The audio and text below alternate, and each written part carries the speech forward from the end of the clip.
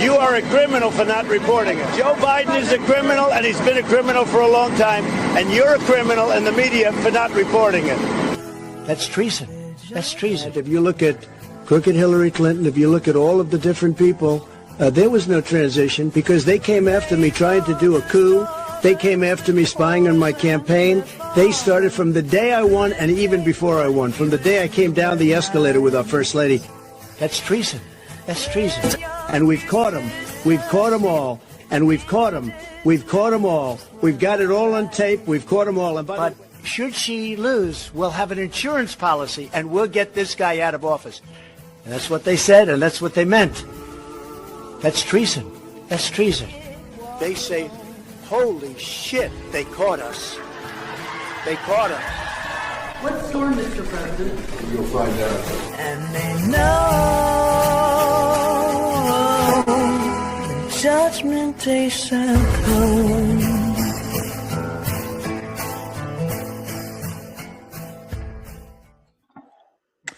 And welcome, everybody. Happy Wednesday, May 6, 2026. Welcome back to NewsTreason, Channel 17, and the Q News Review with the professor himself, Mike King of realnewsandhistory.com, episode number 92. Mike, happy Wednesday. Good to see you, brother.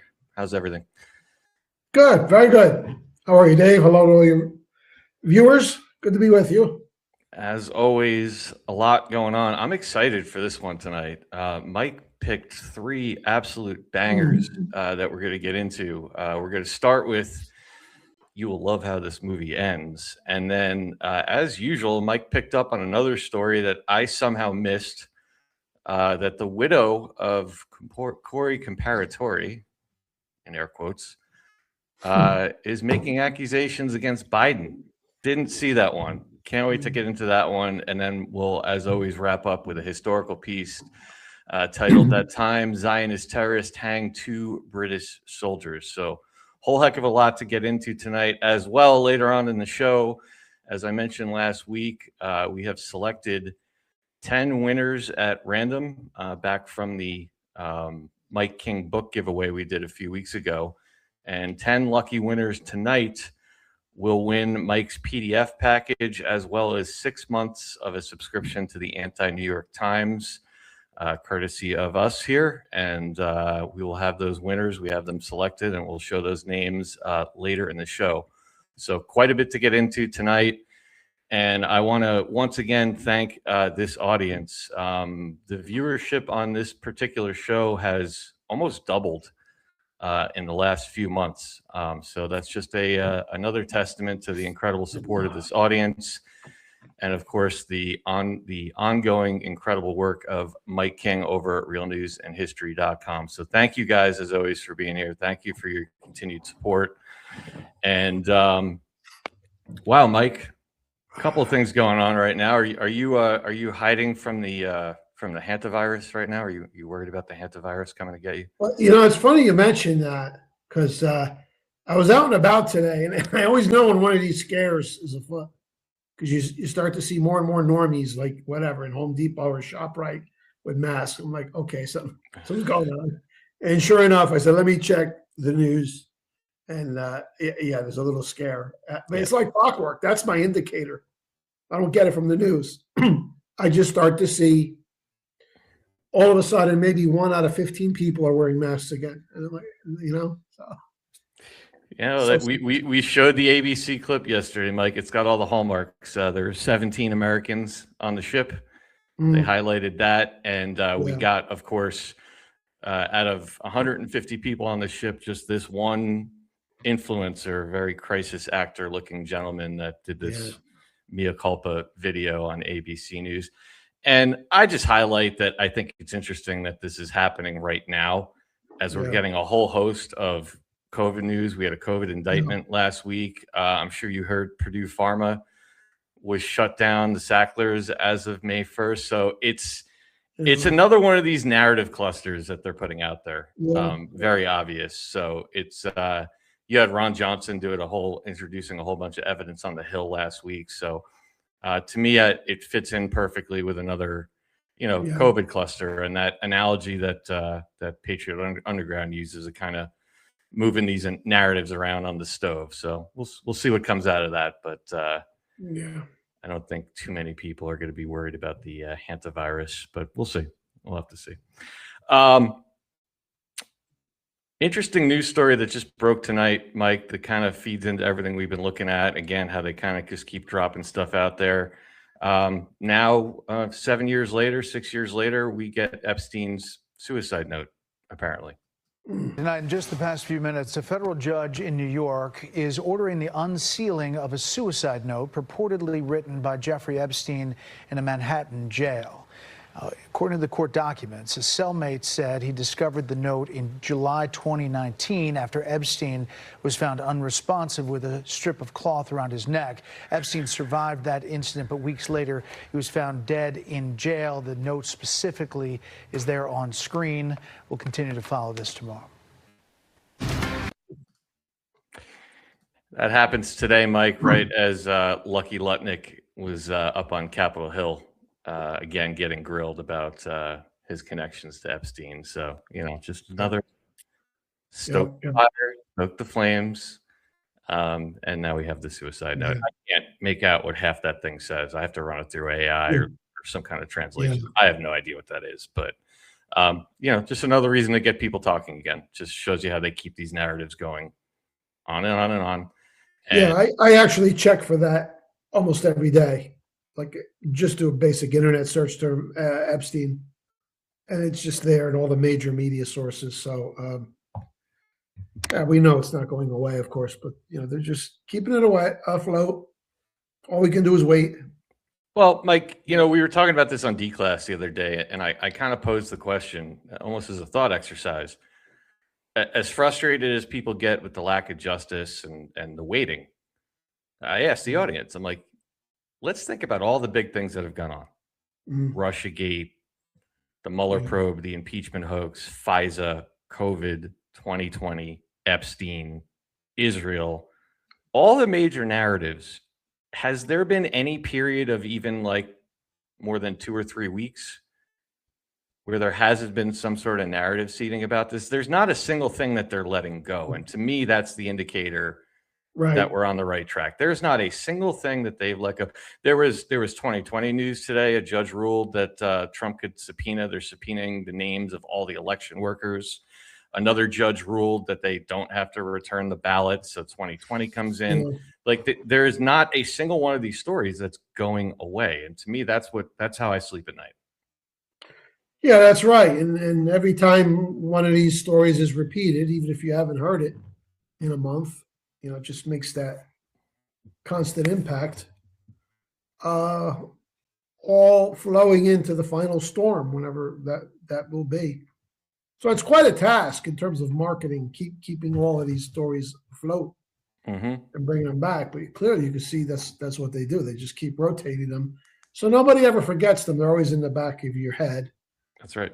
Normies don't know what to make of them, but that's not the point. The point isn't so much massive public education as it is just preparation for when the time comes. Things kind of make sense. Yep. And every time they put one of these things out, it's just another reason for people to talk, for people to circulate things and discuss. So that's how they keep the conversations going. And to me, that's how I stay comfortable when I sleep at night, despite the waiting. One little interesting nugget. I know everyone heard this story. But you had this FBI raid on the Virginia senator today, Louise Lucas. And now I'm just going to quickly play the clip, but I just find it funny how I think they left us a clue about this like 3 years ago. Might be nothing, but let's just take a look at this and then I'll show you what I found. Back to this, and now we can. Federal agents are arresting people in that string of FBI raids across Virginia.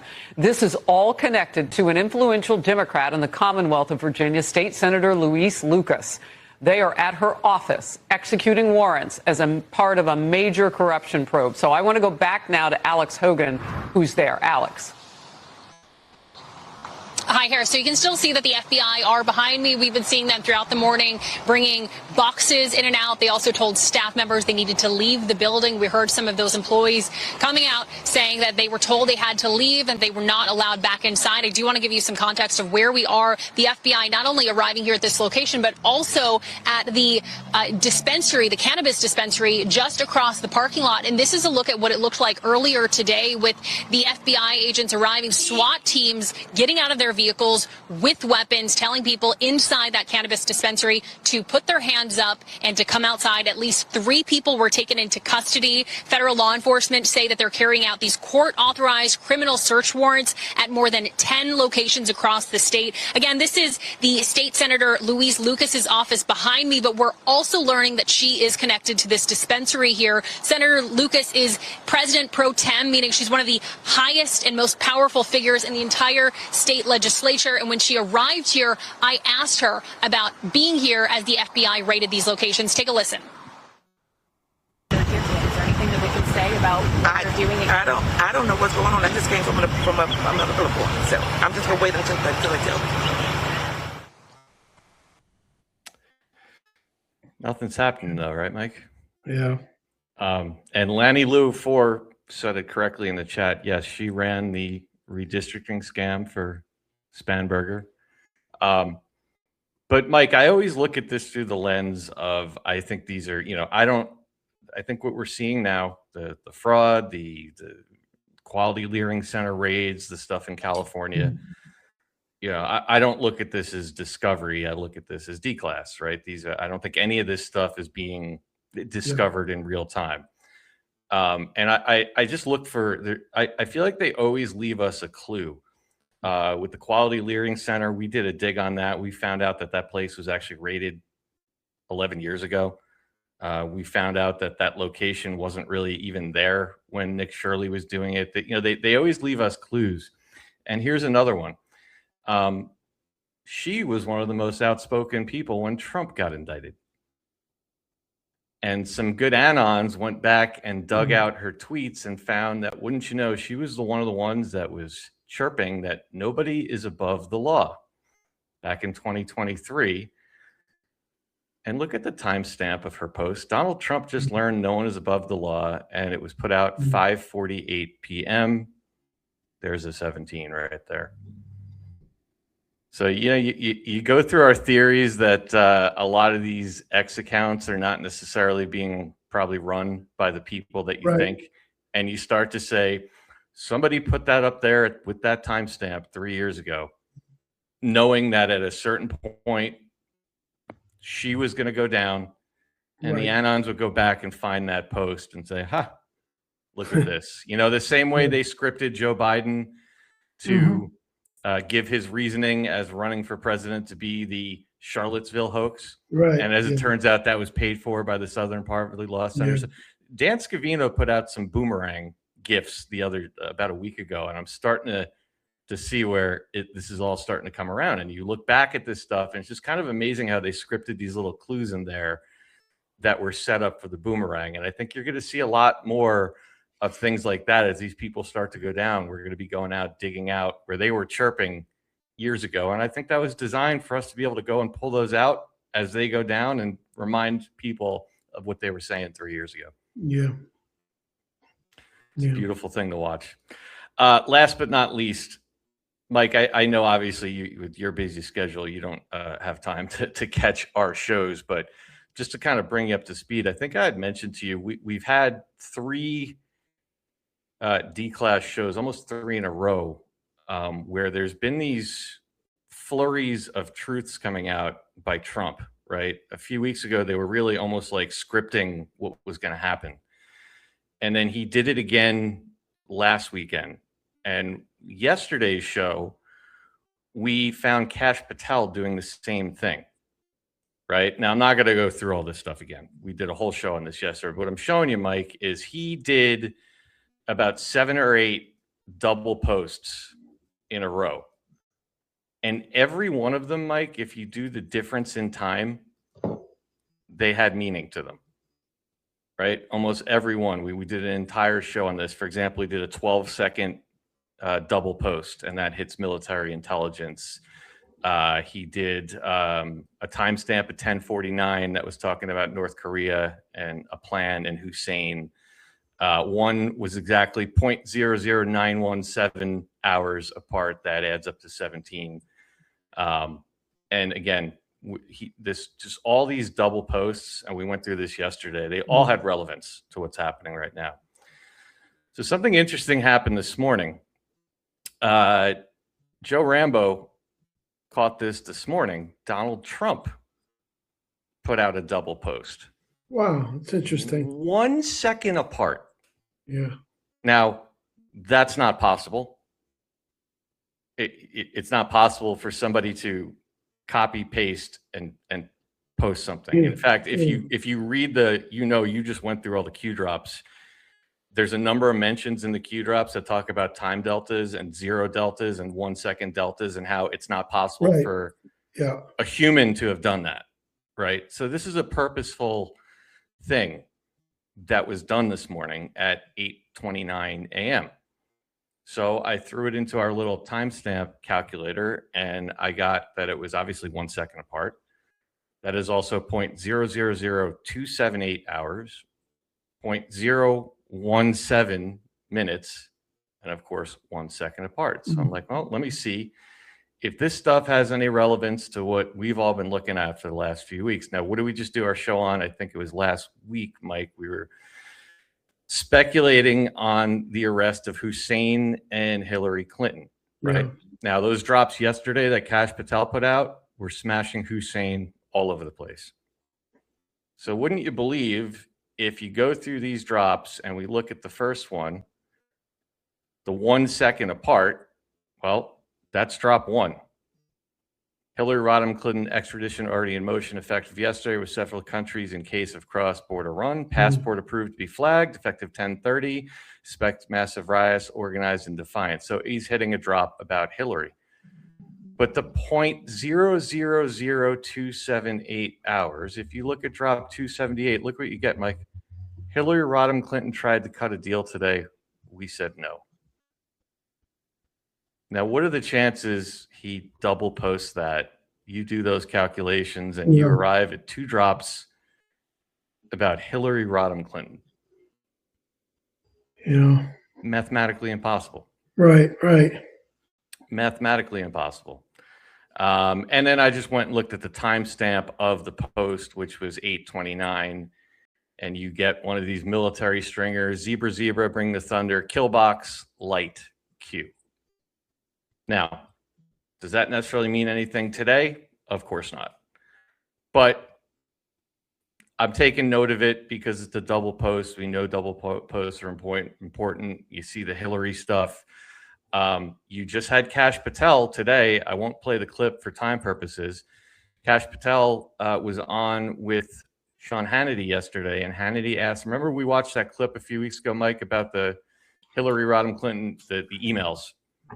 And John Solomon said, hey, I heard we have all the emails. Well, last night, Kash Patel was asked by Sean Hannity if that's true, and he smiled and he said, we're working on it. So that happens, and then Trump's hitting drops talking about Hillary. There's a bring the thunder. I don't know. We'll probably know what this means in a week or so.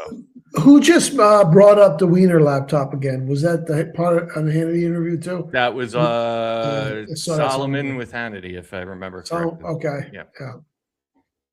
So yeah, it's interesting to say the least, but they've been these patterns of these double posts have been going on for a few weeks now. And to see this one come out again this morning, with direct hits on Hillary Rodham Clinton, very interesting.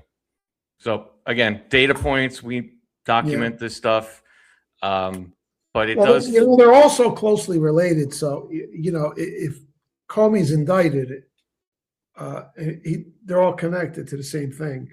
Right. It's impossible to do one without the other. So we've got to be very close.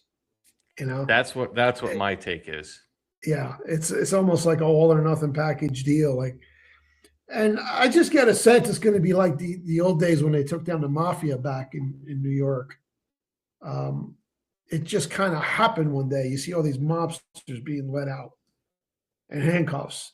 And then you come to learn, and of all people, Giuliani, the Attorney General, was orchestrating that it was the result of like a 2-year-long undercover. They didn't even know they're being investigated and indicted. And then just one day it happens. Yep. You know? So I think that's how it's going to play out. It has to. They're all connected. Yep.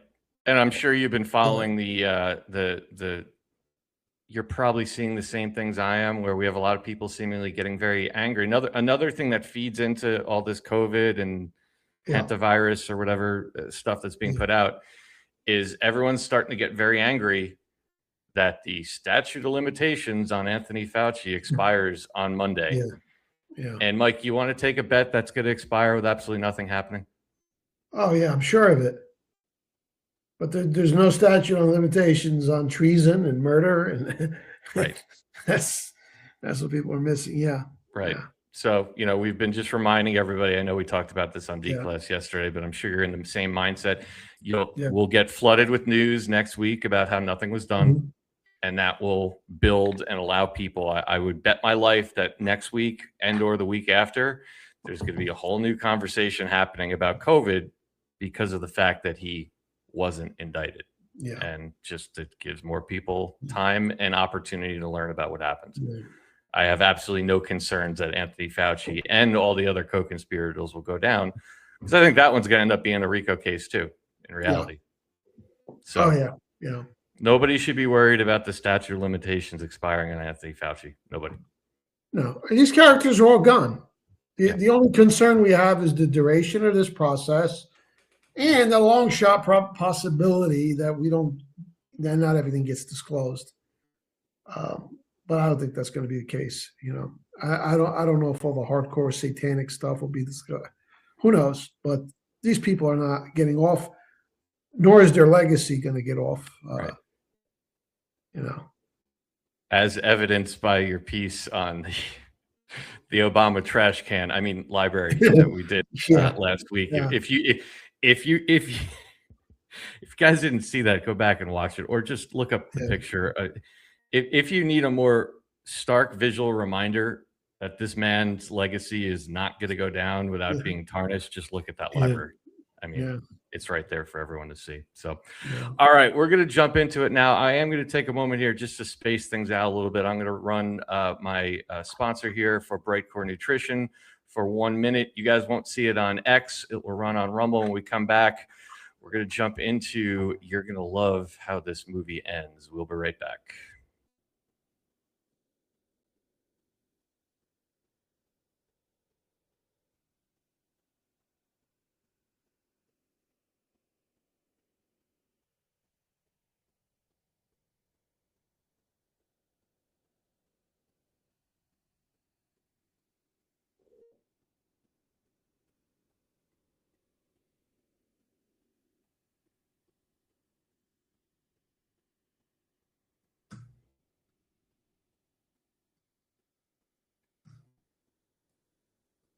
All right. Well, my Rumble doesn't seem to want to cooperate with me, so we will skip that one tonight. My apologies, guys. Rumble has been doing Rumble things lately, but we will continue on. Let's jump into it here. Let me just make sure we still have our stream going here. There we go. Okay. My apologies for that, guys. Rumble has been acting up on us lately, so I know they are making a lot of upgrades, and hopefully this entire system will be fixed, I'm told, by June. But let's jump into it, because Mike, I saw this come into my inbox this weekend and just put a smile on my face. From realnewsandhistory.com, you will love how this movie ends.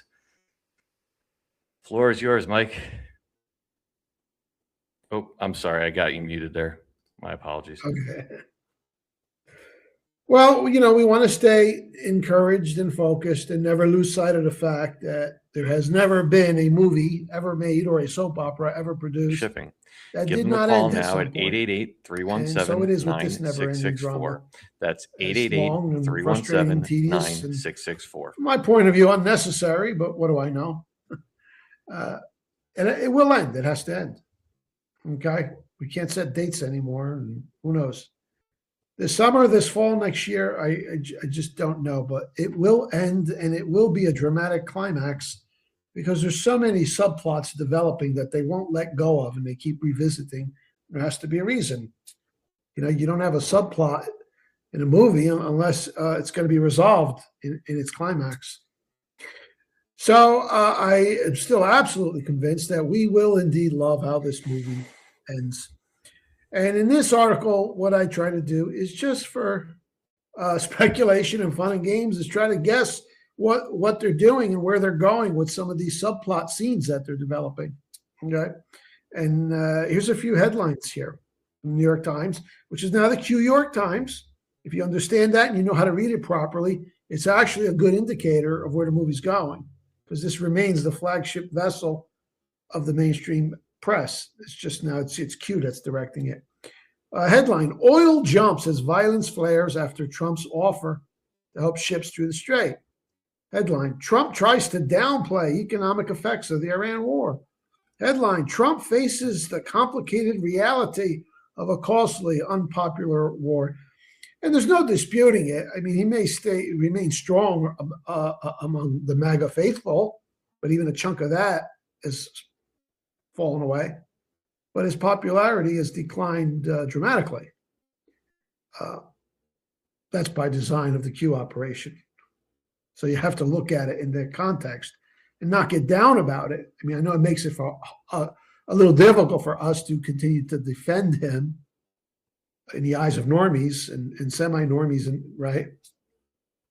But who's engineering this senseless war and the oil prices and the continued erosion of his popularity?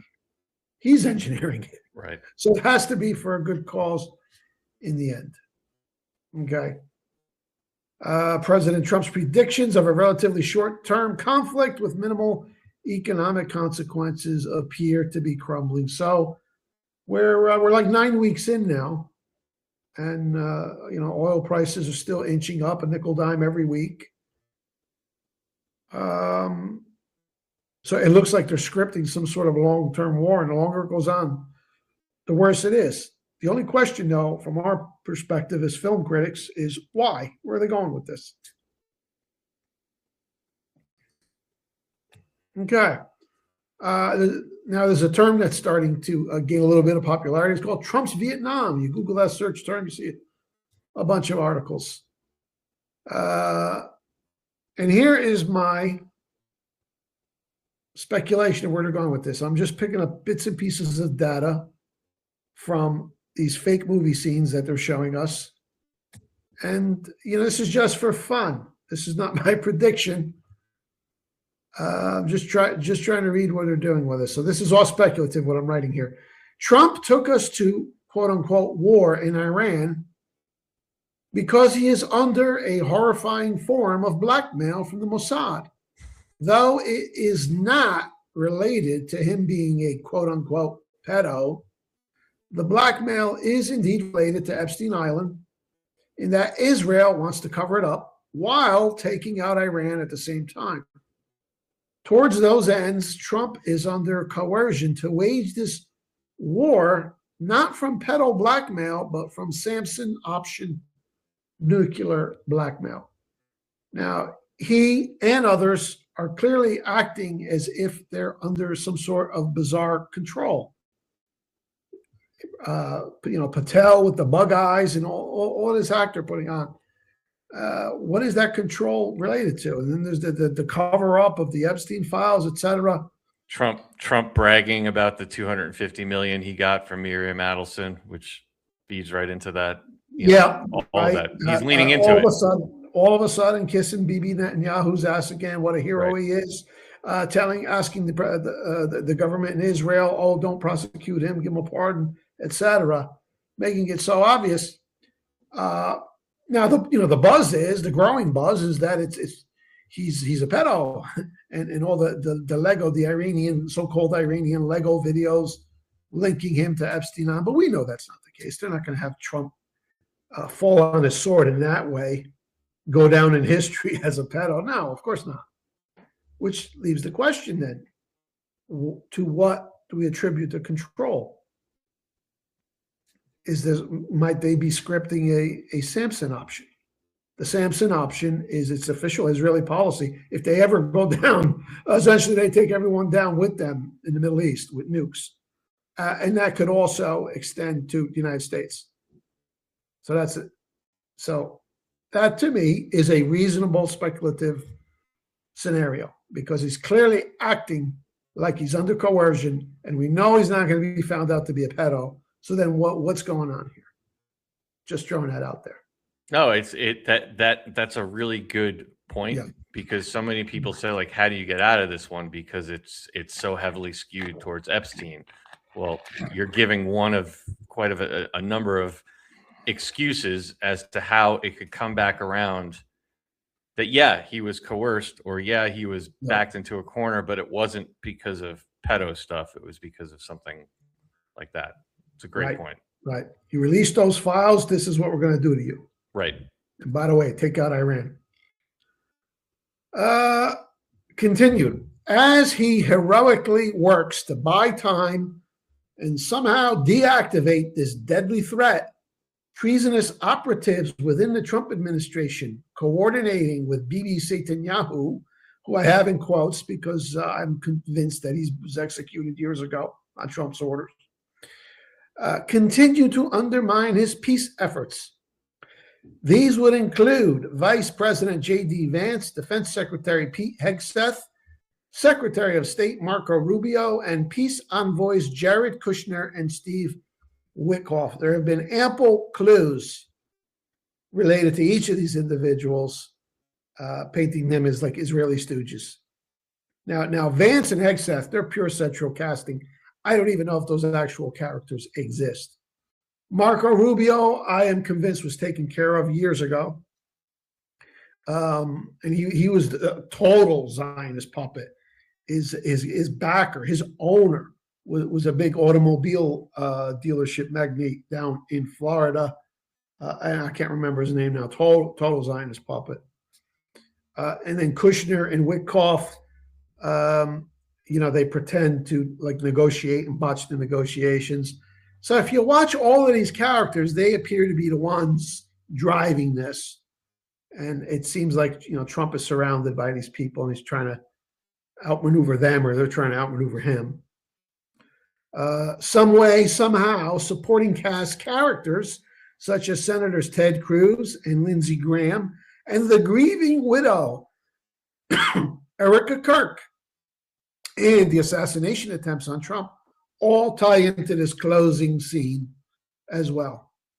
So these are all fanatical pro-Israel and pro-Iran. Erica Kirk is not there making policy, but we'll get into this in a bit. It seems like this character is also linked into the drama. And, again, this isn't something I just invented. I'm looking at data points and trying to fit it together, and just that's what it seems like. Every one of these characters is pro-war, over-the-top, pro-Israel, and now Trump all of a sudden is as well. So, yeah, it's important to remind everybody we're doing this as a thought exercise, because people, whenever things start to turn dark for Trump, it's, I don't know if people get concerned or get emotional, but they tend to think with just what the current narrative is and not understand that there's always a way to script a way out of all this stuff. You can come up with a whole bunch of different ways. And this is just one. But you're right. I don't, and that's why I think you said the key thing that people have to remember with these guys, Vance, Hegseth, Rubio, it's not about good, bad, black hat, white hat at this point. They're characters. They're characters playing a role. They're characters there to deliver messages. And you can't go around saying, "Oh, Mike King said they're all black hat." That's not what we're saying. We're saying this is a scenario where right now, where the administration is being painted, look, it doesn't matter where you go. Everyone's saying that Trump is surrounded by warmongers. And if that narrative continues in this script, this would be one way that Trump comes out of it smelling like roses. Doesn't mean this is what's going to happen. But I like your thought process here so far. Yeah, because I mean they're gonna have to get him out of this mess somehow. Right. Right. And by the way, you're right. Those are all actors, so they're all white hats. Okay. Right. But some of them are playing the role of Black Hat, right. And then some of them are not even alive anymore. Okay.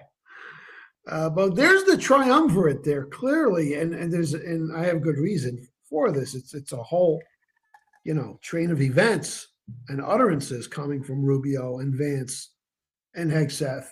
These guys are hardcore war hawks. Okay.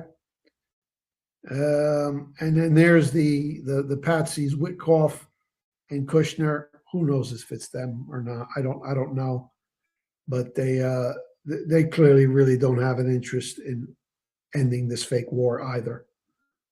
So we're just interpreting the movie here, and then from that trying to infer what they're going to do.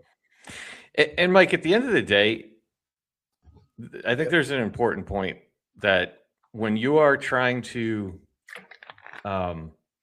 in public relations, when you're trying to dance around a sensitive subject, one of the rules, as you know from your marketing background, is to not inject too much information, right? No. It's almost like, I hate to call them lies, but if you are fabricating a narrative, the goal is to not inject too much information, because then it gives people the opportunity to pick it apart. So, for example, this, and Trump is the one saying it, and I think it will be painted as bad intel and other things, but he's the one that keeps saying they were 2 weeks away from a nuclear bomb. Now, nobody buys that, right? He didn't have to say that. He could have just simply said they were doing things we didn't like. They can't have a nuclear bomb. This is why we're doing it. And he still could have gone and done it. But they purposely injected that 2-week narrative that after the first go around in June, nobody's buying. And it's eerily reminiscent of the weapons of mass destruction in Iraq. So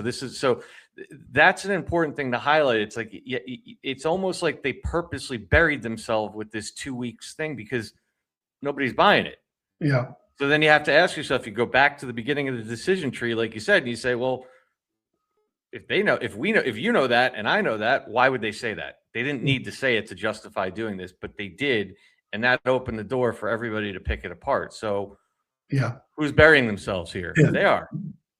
They are with that. And he also specifically said he relied on the information given to him to make this decision. He named 4 people: Witkoff, Kushner, Hegseth, and Rubio.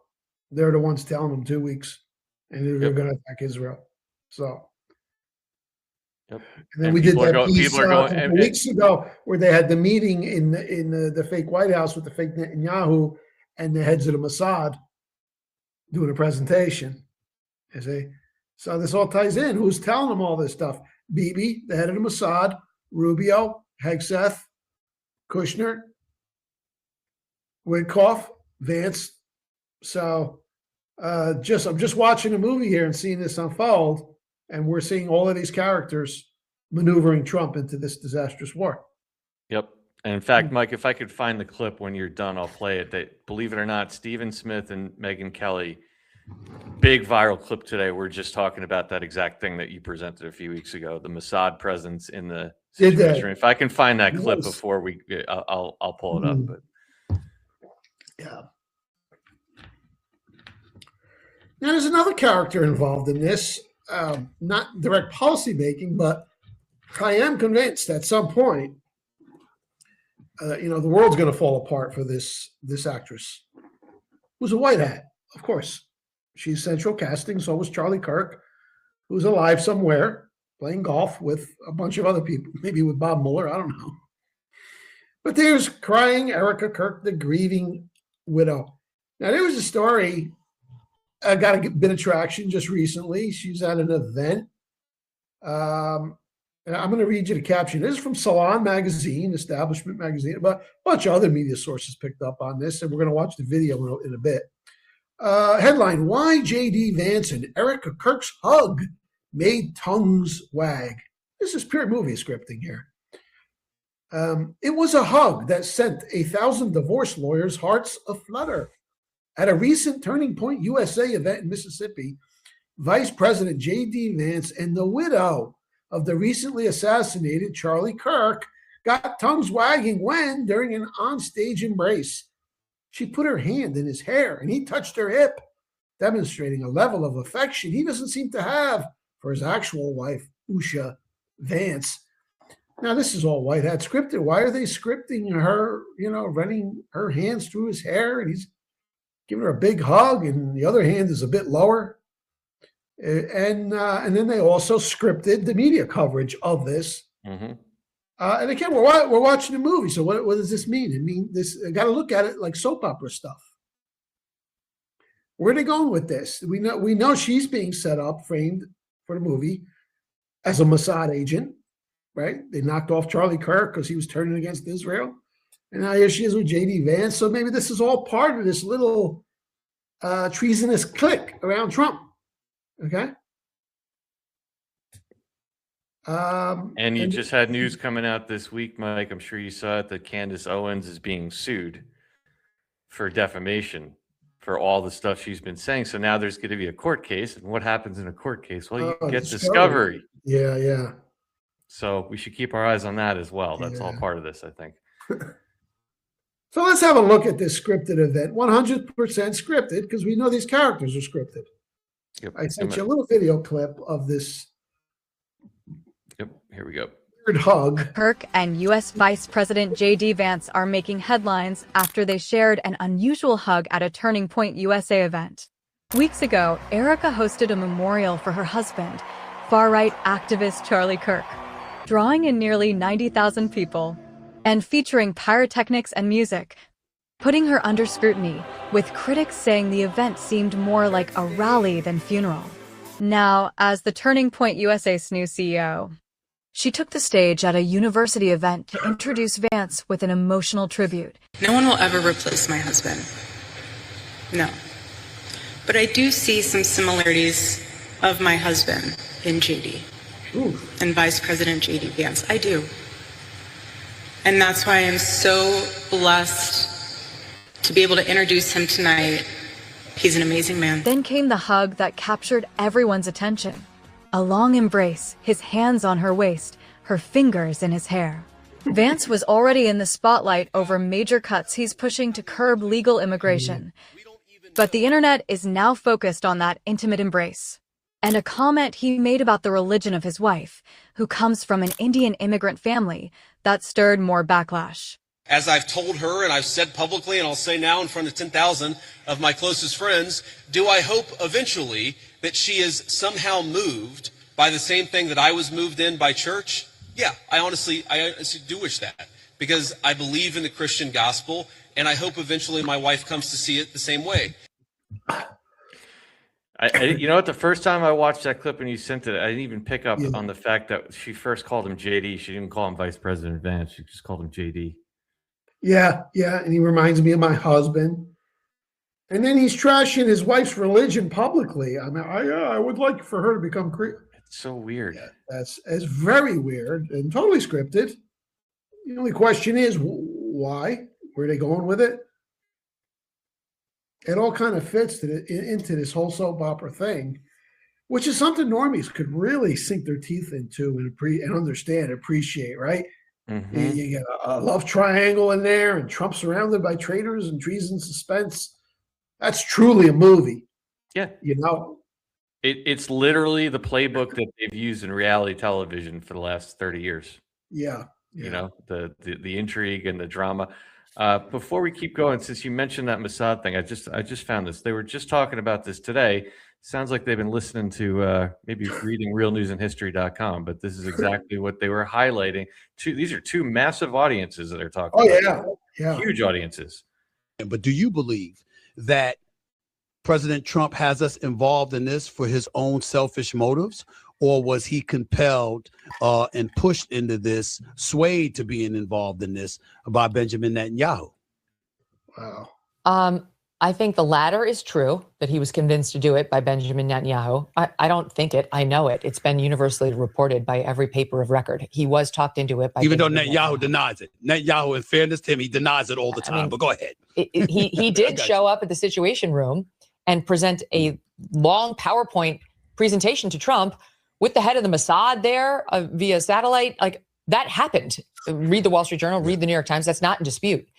And President Trump then took all that information and brought it to his own security team, Pete Hegseth and the Secretary of State, Marco Rubio, and others. And they said, it's bullshit. You don't believe that. He's overselling it. So there's no question that Bibi made a long pitch, and Trump overruled his people and believed Bibi. And that's why we launched the war. So it's Trump has agency. It was Trump's decision. Trump is to blame. But let's be honest. The person who convinced him to do it was Bibi Netanyahu. And she's literally quoting the article, the New York Times article that you showed, where they were highlighting that the Mossad. A lot of people watch this show. It sounds that's exactly what I was saying. Although I mean that was a front page story, but I don't think many people caught the significance of it. But I did. That was very, very important scene in the movie, and it all ties into this.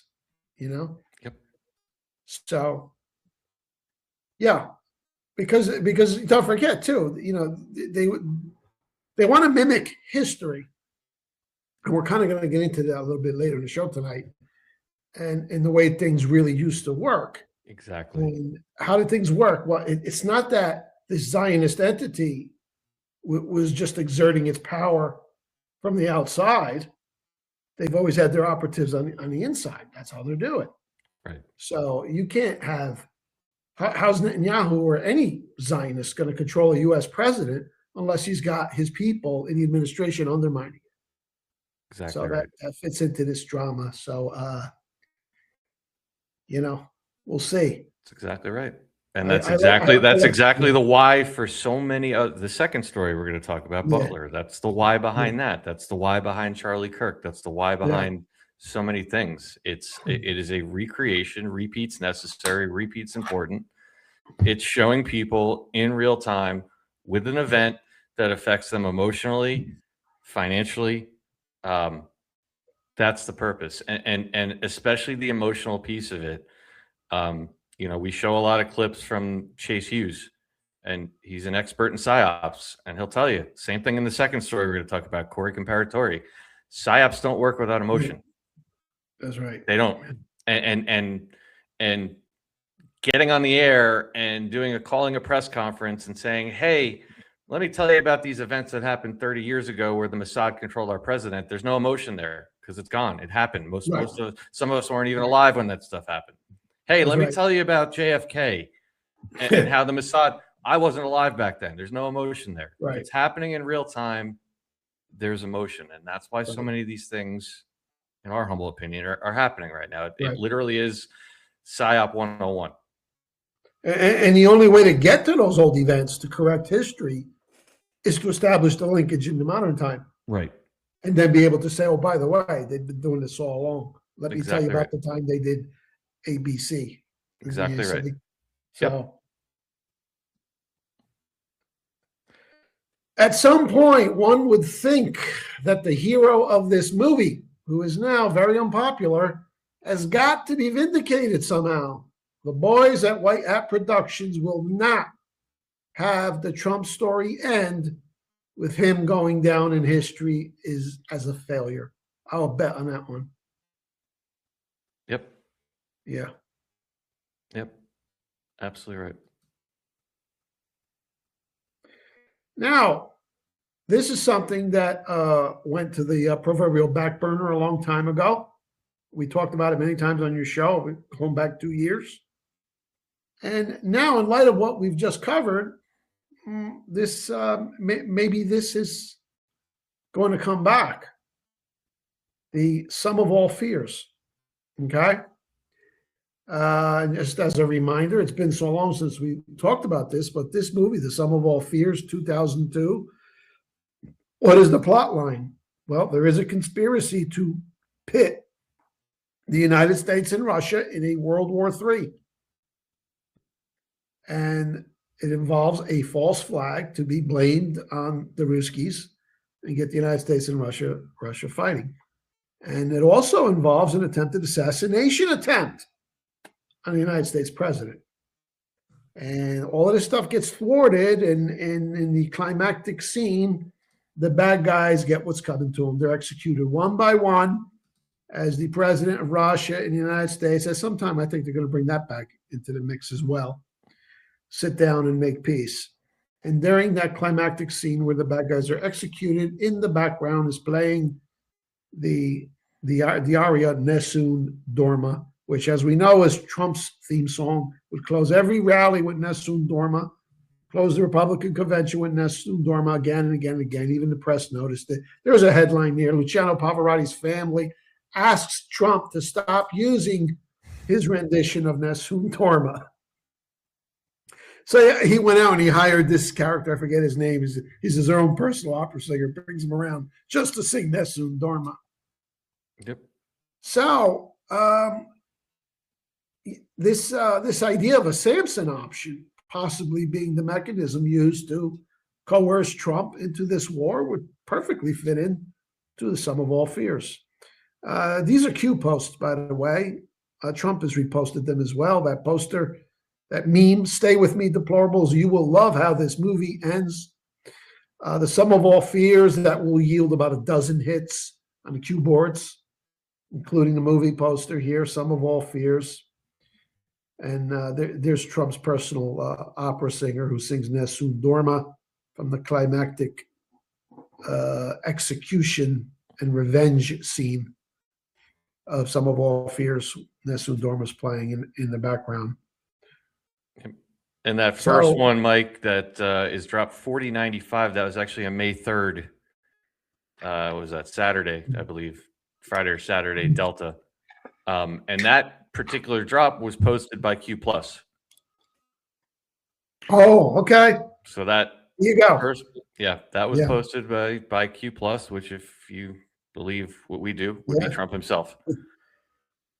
And take note of the top line: "Stay with me." Don't be a sunshine patriot, because we're all a bit frustrated, myself included, with the the long drawn out process. But the movie has to end. Stay with me. And this would just be perfect. It all tie right in. If it's a Samson option closing, that fits the sum of all fears perfectly. Yeah. So somebody in the chat, it scrolled by, but made the point, JD, if it turns out that way, the way, just we're speculating, but if it turns out, well, what better way to make a connection to LBJ, right? There's your LBJ mirror. And I've had people, I don't know, like, again, none of us know. JD is a very controversial character in this whole thing. Some think he's amazing, some think he's bad, some people think somewhere in the middle, but he's certainly being portrayed outside of our circles as this amazing dude. He's a well-spoken, he's got a great person. Well, that's exactly, if it were to go that way, that's exactly the kind of person that would have the shock value if it turned out that he was going against him or undermining him. Right. The better you make the character, the more shocking it would be if it turns out. That's right. That he is one of them. And he is a character. And one more thing. These little details matter. At the fake assassination attempt at the White House Correspondents' Dinner last week, who did the Secret Service secure first? Vance. Yeah. That's an impossibility. Yeah. Okay. Unless the Secret Service has been penetrated, and that all ties into this movie drama. Right. Okay. So that was deliberate. That was deliberate. Yeah. Yeah. That's a whole nother, I'm glad you brought that up, because a few people noticed that. And there's a whole nother side narrative that we're not even really touching on in this, which is the Secret Service. Now, what would that parallel? Well, when JFK got assassinated, we know that the Secret Service changed the motorcade route at the last minute, and they changed it so the idea of a motorcade is it's supposed to go as straight as possible, the fewer turns, because when you turn, you have to slow down. They purposely routed that motorcade so it had multiple turns, right? So the Secret Service and they pulled back. They stepped back from the car. So where's the mirror in all this? Well, you look at Butler, you look at Saturday Night, and people are pointing at the Secret Service saying something's fishy there. And remember the name Kimberly Cheadle, Crooks and Cheadle, and Cheadle just happened to be. She took her oath of office on September 17th by Biden. You start to put all this stuff together, and there's a whole nother parallel with the Secret Service there. That's a great callback. Yeah. Yep. All right. So that's it. I hope people, and maybe we should do more of this on D-Class as well. I like your speculation here because look, that I'll repeat it again. That drop that says, "I gladly take all these slings and arrows for you," but even that can be undone. There is a narrative behind every last thing that's happening right now that could completely boomerang the whole thing. Probably stuff we haven't even thought of. Yeah. So, people that are the prevailing narrative about Trump and Epstein and this and that, and he's letting them think that he's being blackmailed and controlled. Well, Mike just gave you one scenario right there where that would completely exonerate Trump and achieve a whole lot of awakening. And I guarantee if we sat down and put another show together and said, let's speculate 5 other ways we could do it, we could come up with 5 other ways that would get him out of this. Yeah. So I love the thought process, Mike. And like I said, I know it's counterintuitive to many people, but like that Megyn Kelly clip, I love seeing that. Yeah. I loved seeing that. You got Stephen A. Smith, who's syndicated on Sirius XM radio, has a huge audience. Yeah. And Megyn Kelly openly talking about Bibi Netanyahu and the Mossad controlling the president of the United States. By the way, controlling the president. You don't even have to say Trump. That's the concept. So millions of people are being awakened to the fact that that is a possible thing. Yeah. And that's all that matters. So I get happy when I see that kind of stuff because I know. And those are new audiences. That's well beyond our echo chamber now. That's what we want. He's in the sports world, and she's in the media world, but not from the so-called far right. So it's good. And now this second story connects this giant spider web. I did not see this, and wow, when you sent this over to me this morning, I was like, talk about a script plot twist. Did you guys know that the widow of Corey Comparatori, the actor killed at Butler, is making accusations against Biden? This one slipped completely past my radar, Mike, but wow, kudos to the scriptwriters. It was in the paper of record. And I always use that term because, well, that's their nickname, but not many people use that term. It was interesting. Megyn used it. So I hope Megyn's watching. Give me and Dave a plug, will you, Megyn? But yes, this is the paper of record. And I was surprised stumbling across this myself. Okay. But there's a story. Headline: the widow of the firefighter slain by a would-be assassin speaks out. And there she is. That's Helen Comparatori. And that's when they were a family. There's Corey Comparatori. And this pops up from time to time. Oh, no, Mike, I know people in the township where he worked. It's called Buffalo Township, not Buffalo, New York. No, he's a real person. But you don't understand how these operations work. They will embed a cop, a firefighter, years in advance, and that'll be his job. And in that time, he'll get to know hundreds, thousands of people by 2-3 degrees of separation. And then when you take them out, you have all of this, personal testimony of this. Oh no, this was real. No, it's not real. Yeah, the exact term unless you think Trump missed dying by a half inch, right. And it's if you go back and you read the article that Mike was, like I said, you were the first one I know of to pull out the 60,000 man secret army. They talk about what's known as legacy mapping, legacy building, and the fact that they will go back years.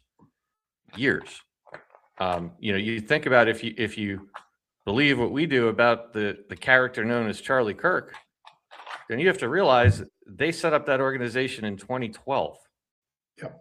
Meaning they had planned what happened for 14 years. They built that legacy for 14 years, knowing, in my opinion, that this is what it was going to be used for in 2025. Yeah. So yeah, the I knew this person thing, humbly doesn't hold water, and I've said this many, many times. Yeah. And I've spoken to special operators, right? Not intel, just you can go ask somebody from special forces. Yeah. They'll tell you if there's somebody doing that kind of work, you could be laying in bed. It could be your wife, and you ain't gonna know it. That's right. That's just the way it works. You know, there was a series on HBO a while back called The Russians. It was about Russian sleepers who were, you know, spoke perfect English. They lived in America and they lived in a community. They had regular jobs. They got to know people, but they were sleepers. You say that's exactly how it works. Yep. And here's a subheadline: the conspiracy theories around the Butler, PA assassination attempt hurt Helen Comparatore. But in this age of distrust, partisanship, and social media, she nurtures a conspiracy theory of her own. What brilliant scripting. That is so. Here you have the paper of record putting out the conspiracy theory. Of course, they have to distance themselves from it. Right. But putting it out there. And they're not really mocking her if you read the whole article. Yep. Okay. Now, this is one of those Q posts. This is from 2018, Q post 2190. Like many others, you read it at the time, you don't know what to make of it. But future proves past. 6 years later, it made perfect sense. This is an amazing post. It's a combination text and image post. We're going to go through it. Q post 2190 from 2018. Q in both image and written form clearly foretells of the scripted, uses the word Emmys and red carpet. Okay, so that's showbiz lingo. Fake assassination attempt to take place 6 years later. He doesn't say assassination attempt. We can only figure that out after it happens 6 years later, because this is 6 years before Butler. I read you the post, and then on the next panel, we have the image. Q picks out an anon, and that's very important when he picks out a question or a comment from another anon. There's hundreds of them, thousands of them. He wants you to focus on this one. Right. So what did this anon say? It said, Q, you were right all along. Emmys, red carpet. Where we go one, where we go all. Emmys, red carpet, total showbiz movie lingo. And then Q responds to this anon. Anons picked up the carpet bombs. Carpet in quotes. Again, movie awards, Emmys, Oscars. For you and you alone, fight, fight, fight. So the movie is for you and you alone. Fight, fight, fight. That one yields about a dozen results as well in the Q search engine. Fight, fight, fight. Again, we don't know what it means at the time. It's just another catchphrase. Yep. But as we so often learn later on, Q's catchphrases have deeper meanings. But now look at the image on the left that accompanied that post. This is the image that goes with it. There's Trump with his fist raised defiantly in the air in the post. That's the post that reads fight, fight, fight. 2018. 6 years later, look at the image on the right. The fake shooting, the blood capsule popped on the air, and there's Trump. The fist in the air. Fight, fight, fight. Which now became, a slogan of the Trump campaign. Fight, fight, fight. And by the way, the person who originally coined that term was that fake Gabby Giffords, the congresswoman wife of Mark Kelly, who's the fake senator now after she staged that fake shooting. And she pretended to be retarded after she got shot. And she'd say, fight, fight, fight. So they're mocking a fake shooting. They took her slogan from that fake shooting, and now they associate it with Trump's fake shooting. So there it is. We were told, there's no doubt about it, 2018, 6 years in advance of this event. Yep. Absolutely right.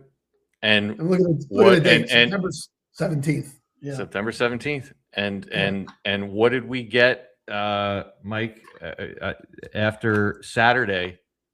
I've lost track of it. I have to say it's at least four different comms that hit drops after Saturday that guess what they hit? Fight, fight, fight. Fight, fight, fight. There you go. We've dug out 4 or 5 different comms post Saturday just to remind you, bring the whole thing full loop. Yep. And Trump and I forget who else was hitting drops that were hitting fight, fight, fight. Yeah, that's assassination lingo. And here is what I wrote almost immediately after that fake assassination attempt.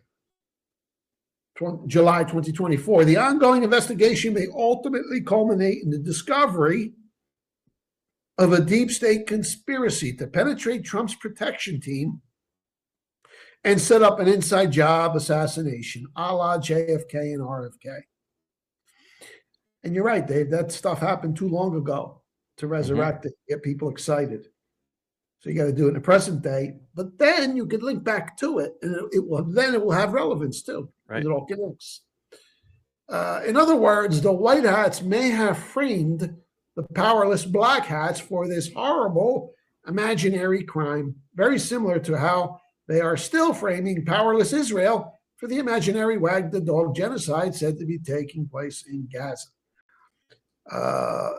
Now that all of the deep state players and their cabal bosses have all been deep sixed, the white hats need to keep them alive. That's why we hear we hear talk now still going on about George Soros is funding left-wing groups. That's surfacing again. Yep. I don't even think George Soros would be alive even if he were not executed. Right. He'd probably have been dead by natural causes. But he's not around. But they have to keep everybody alive so that normiedom can witness their evil deeds faked in real time as a form of essential psychological preparation for the public disclosure of the past evil deeds. So don't get discouraged. You say, well, no, normies, they're not waking up. They're not learning nothing. Yeah, I know that. They're not going to figure this out. That's not the point. Point is not education. It's preparation. You keep seeing and hearing all this stuff so that once the perp walk starts, it will make sense then, you see. So it's preparation much more than it is education, although a number of people do continue to wake up. Yep. Well, Mike, you inspired me since you did your flashback. I went back and I found something I wrote 5 days after this that goes into the why of this. And here's what I wrote. And there's more to this, obviously. This is going back 2 years. And I wrote, in just 5 days since the Trump, quote, assassination attempt, we have already seen the following narratives play out very public to the masses. The multiple shooter theory, which obviously eventually became the lone gunman. Collusion of the Secret Service, law enforcement, and 3-letter agencies. A patsy with therapists as parents. Rumors of foreign powers and money being involved. Collusion by the media to influence public opinion. Remember, CNN was there. It was everyone was saying it was the only rally that they all covered, as if the media knew, right? Reports that the authorities knew about the attack in advance. Stock manipulation of Trump media by hedge funds to take advantage of a known attack. I don't know about everyone else, but to me, it's very clear that the White Hats have scripted the aftermath of this event to show the public a false flag unfolding in real time. The parallels to the JFK shooting and 9/11 are staggering already, and we're just a few days into the narrative. Also, the ridiculous speed in which information is being released should show any discerning individual that this is not an organic flow of an investigation. Someone is pulling the strings here. The only question everyone needs to decide for themselves is who. And of course, my snarkiness, I wrote, I know what my answer is. And there's been more that's come into it, but that's what I wrote. Mike and I were doing shows at the time, reaching a lot of the same conclusions. Yeah. And that's what we were saying right away. We're like, this is the introduction to a JFK style event with other little things mixed into it. And Mike and I both separately and collectively back 2 years ago said at some point, this is going to blow back on Biden and by default, the Israel, the bigger the deep state. And sure enough, what are we talking about 2 years later? But Corey Comparatore's wife coming out and blaming Biden. It's just incredible. That's why it was very gratifying to see her come out now. Because you know, none of these stories are going to go away and die, but they do get on the back burner for quite a while. Now, quoting again the Q York Times article, it continues: Mrs. Comparatore, a devoted supporter of President Trump, harbors a baseless conspiracy theory of her own. She believes, even though no evidence has shown it, and that's obligatory wisecracks right there. Yep. Keep that in mind, okay? Here's the payoff that they're trying to give you right here. That President Joseph R. Biden Jr. was somehow behind the 20-year-old gunman in Butler. And I've got some images below, and I asked the question, can you see where all this fakery is going? So that's 3 indicators in just 10 days. We have the fake assassination attempt at the White House Correspondents' Dinner, where the Secret Service screwed up, and then they moved to protect J.D. Vance before they moved to protect Trump. Okay. Secondly, we have the Comey indictment for the assassination threat, the seashells in the sand. Of course, we know it's much greater than that. They told us it was a year-long investigation. They told us there's much more to it. And now we've got the widow, the Comparatore, coming out publicly in the paper of record saying she doesn't buy the official story. Somebody was behind this kid, this, et cetera, et cetera. So unbelievable. They all connect. It seems where the movie goes. And this connects to the first story we talked about, this clique surrounding Trump and the Bibi. So all these puzzle pieces seem to match. But I don't have the script in hand. But you have to admit, this is very, very plausible if we're trying to guess, the outcome of the script. Everything just seems to fit. Let's see what happens. Unbelievable. You have no idea how big the smile was on my face when you sent that deck over this morning. I was like, you have to be kidding me with this. But let's see where this goes. Yeah. I have a pretty good idea. I just want to do a quick look back on, just to kind of reinforce, we have a lot of new people that have come across both these channels and our work in the last 2 years. Let's just take a quick look back at a couple of data points as well on Corey Comparatore. You guys will remember, if you watched the RNC when Trump came out with the MyPillow on his ear, that ridiculously oversized bandage just days later. And they famously had Corey Comparatore's jacket, his firefighter jacket, up on the stage. Now, Anons immediately noticed that there is the letter A missing. Compertore. It was supposed to be Comperatore.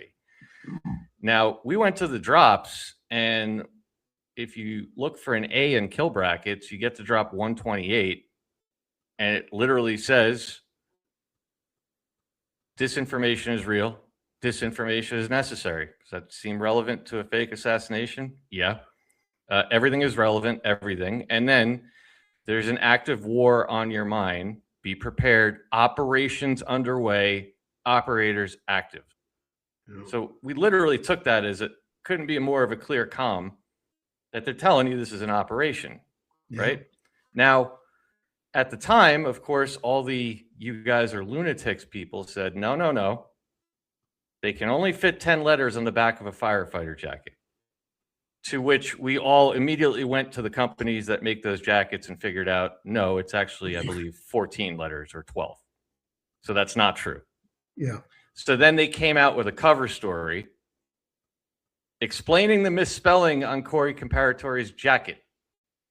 So we figured it out, and now they had to write a cover story. It says, while the volunteer fireman gave no reason for the misspelling, it responded to a reader who pointed out the mistake on its Facebook page, knowing that it was an error years ago, and it was just left that way by Corey. But if you really think that that's a thing. I don't know what to tell you. And then if you need more evidence, Donald Trump did a moment of silence for Corey Comparatori at the RNC, and guess how long it was, Mike? It was 17 seconds. Exactly 17 seconds. We observe a moment of silence in honor of our friend Corey.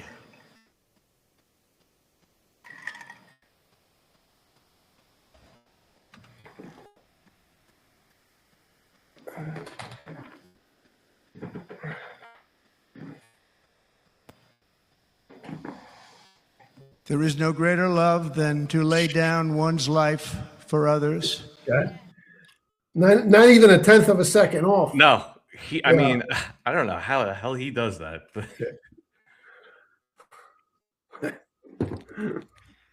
And Mike, I don't know if you saw this or not. Do you know this is all happening as now all of a sudden CNN, and this is where I find this story with the wife of Corey Comparatori interesting, because it's happening right after this other event where all of a sudden this other event, you had the whole mainstream media coming out at the same time saying maybe they faked it.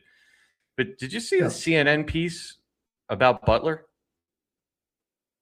The old one? No, just no. This was the day before the most recent assassination. Oh no! Wow. Take a look. This was the day before, maybe 2 days before. Tonight, former Republican Congresswoman Marjorie Taylor Greene tweeting 3 times in less than 24 hours, raising questions about the 2024 assassination attempt of President Trump in Butler, Pennsylvania, which was so crucial to that election, including asking, quote, President Trump of all people should be leading the charge. Why isn't he? And she adds, why the cover-up? The former Trump ally joining a growing list of conservatives raising similar questions and demanding answers. Tony O'Sullivan is out front. And what really frightens me and scares me and makes me angry is suddenly now I'm in on a conspiracy theory. If you want to... Sorry about that. Let me fast forward here. Some liberals have long dabbled in conspiracy theories about the Trump assassination attempt in Butler, Pennsylvania. The first thing that ran through my head is because we cannot believe this man ever, that it was somehow fake. Like these women I met at an anti-Trump protest outside the RNC a couple of days after Butler. So you initially thought it was staged? Yep. Yes, as we all did. Do you still believe that? Yes. We don't know. I'm not sure. It's not impossible. But I couldn't help but wonder, because we've been lied to over and over by this man. The way he came up and raised his fist and acted like it was nothing. Since the early days of the investigation, the FBI has repeatedly pushed back on conspiracy theories about Trump's would-be assassin, Thomas Crooks. Both Justice Departments under President Joe Biden and Donald Trump have found the same thing. Just to be clear, did Thomas Crooks act alone? Yes, based on the evidence that we have, that is the conclusive finding of the matter. But over the last few weeks, as many are speaking out against the Iran war. Just admit you staged it in Butler. It was the heat of the campaign. People do crazy things in campaigns. Prominent people who supported Trump's re-election campaign, like comedian Tim Dillon, have started to express doubts about what happened in Butler that day. Trump survived, but Corey Comparator, who was standing in the crowd behind him, died. Now, of course, a real person died, and that's terrible. No. R.I.P. And they should say that in high stakes, things like this, stuff like that happens. Joe, thanks a lot for joining us. Butler conspiracy theories really started to pick up in the MAGA world after Joe Kent appeared on the Tucker Carlson show last month. Kent was a high-ranking intelligence official who resigned in protest over the Iran war. I mean, we still don't know what happened in Butler.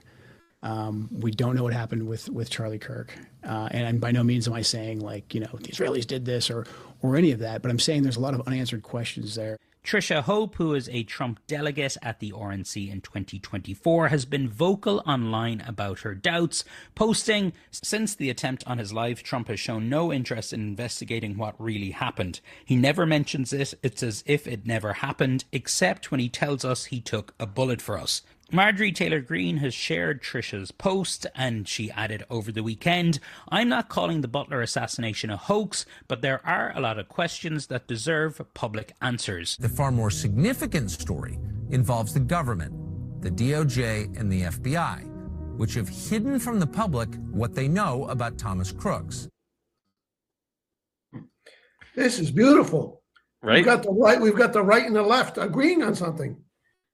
Conspiracy theorists. Yeah. And Mike, that was literally the week before. That was days before. I didn't know that. That totally escaped my radar. That's yeah. And you know how I know that this is a white hat op? Yeah. Because if this was 2017 and this was really CNN under black hat control, do you realize how many of our clips of these shows, us, right, Absolute Storm, Ram, any of the they would have had a field day. They would have taken all the clips from our shows and just nonstop run it. Hey, look at these lunatics.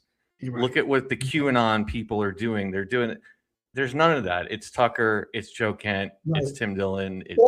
Or if the real Trump, if the real media was back in business and the real Trumps did something like this, they would destroy him. They would expose it. Right. They would go full conspiracy theorists. And it's interesting now, if you listen closely to all of these skepticism, it's particularly that coming from the right, it's not. The suspicion revolves around the fact that he doesn't seem to be interested in solving the crime, which again can relate to that Samson option stuff. Right. Okay. Right. What's going on here? Yeah. So yeah, there's something brewing with this assassination stuff, and we anticipated this. I didn't think it was going to take 2 years. Right. It may not even be imminent now at this point, but this is exactly where we were going 2 years ago, and it's nice to see it come back. Yep. Yeah. It really is. It really is. Yeah. All right. Well, we got one more piece to get through tonight. This is from the paper of record too. This was a part of that article on Helen Comparatory, New York Times. Little statuette in the fake little jacket, and then Trump with his fist in the air, fight, fight, fight. So again, we're tying it back, New York Times to Q, and that's what I mean. If you know the game and you know how to read it, the Q York Times is invaluable in terms of telling you or giving you hints where the movie may be going. Yep. Okay. So couldn't agree more, especially that last story. Wow. Wow. All right. So we got one more piece to go tonight, our historical perspective. And we are also about to give away 10 PDF packages with 6 months of the Anti-New York Times. We'll hear from one sponsor, and when we come back, we will do our contest winners and our last piece of the night. Since 2024, I've been telling you that there's a better, more patriotic way to shop. There's a way to get cleaner, safer, and healthier products at a price that you can afford. And you can do it while supporting a company that makes everything right here in the USA. This company has something that can improve the lives of anyone in any household.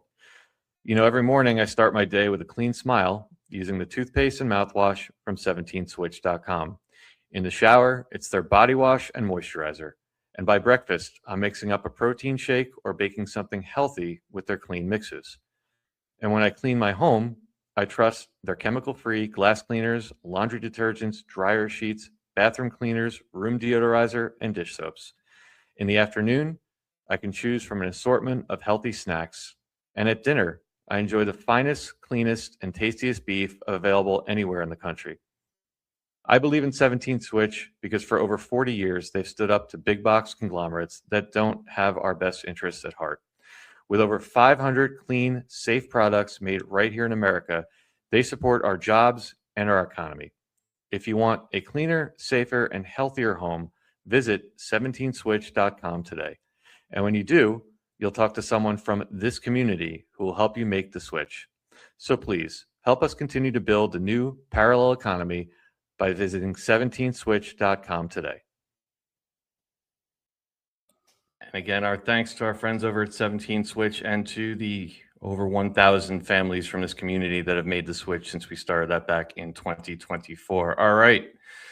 So here we go. These 10 lucky individuals are going to win Mike King's PDF package, as well as 6 months of the Anti-New York Times in their inbox. Just as a reminder, the way we did this, same way we did it on the last giveaway, there was over 1,000 people that came in. Every entry was a single entry. It was assigned a number that was put into a random number generator that picked 10 people at random. That's how we did it. And the winners are Issam Halewa.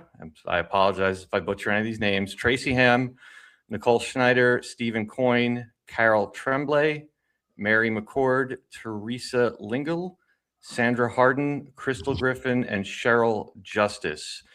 Those are the winners. If you guys did win, you will receive an email from me just asking you to confirm your email address, and from there, you will have your prize in your inbox. So congratulations to our winners, and our thanks to everybody that entered and everybody that continues to support the great work done by Mike King over at realnewsandhistory.com. There are your contest winners. So congratulations, everybody. And Mike, before we jump into the last story, as we always do, let everyone know how they can follow you and support your work over at realnewsandhistory.com. Well, there it is, realnewsandhistory.com, and you can link up to all of the three main elements of my work here. One is the website. The other is my Rumble page. If you're not currently following me on Rumble, only takes a minute. You're following Dave, you're already a member on Rumble. Just click on my channel and hit the follow button. I know a lot of you might watch the videos anyway, but if you follow me and enhance my numbers, just helps me get more visibility, because we need to get this unique message out, particularly the history stuff, which no one really covers. But that's my Rumble channel, Mike King, realnewsandhistory.com. Please give me a follow. Thank you. And you'll see, if you click on that link like Dave just did on the front page, I've got some playlists there. I've got a whole series where I cover the 5,000 Q posts, just the most essential elements of it. It's 25 parts. They're give or take like an hour each, maybe 45 minutes to an hour each.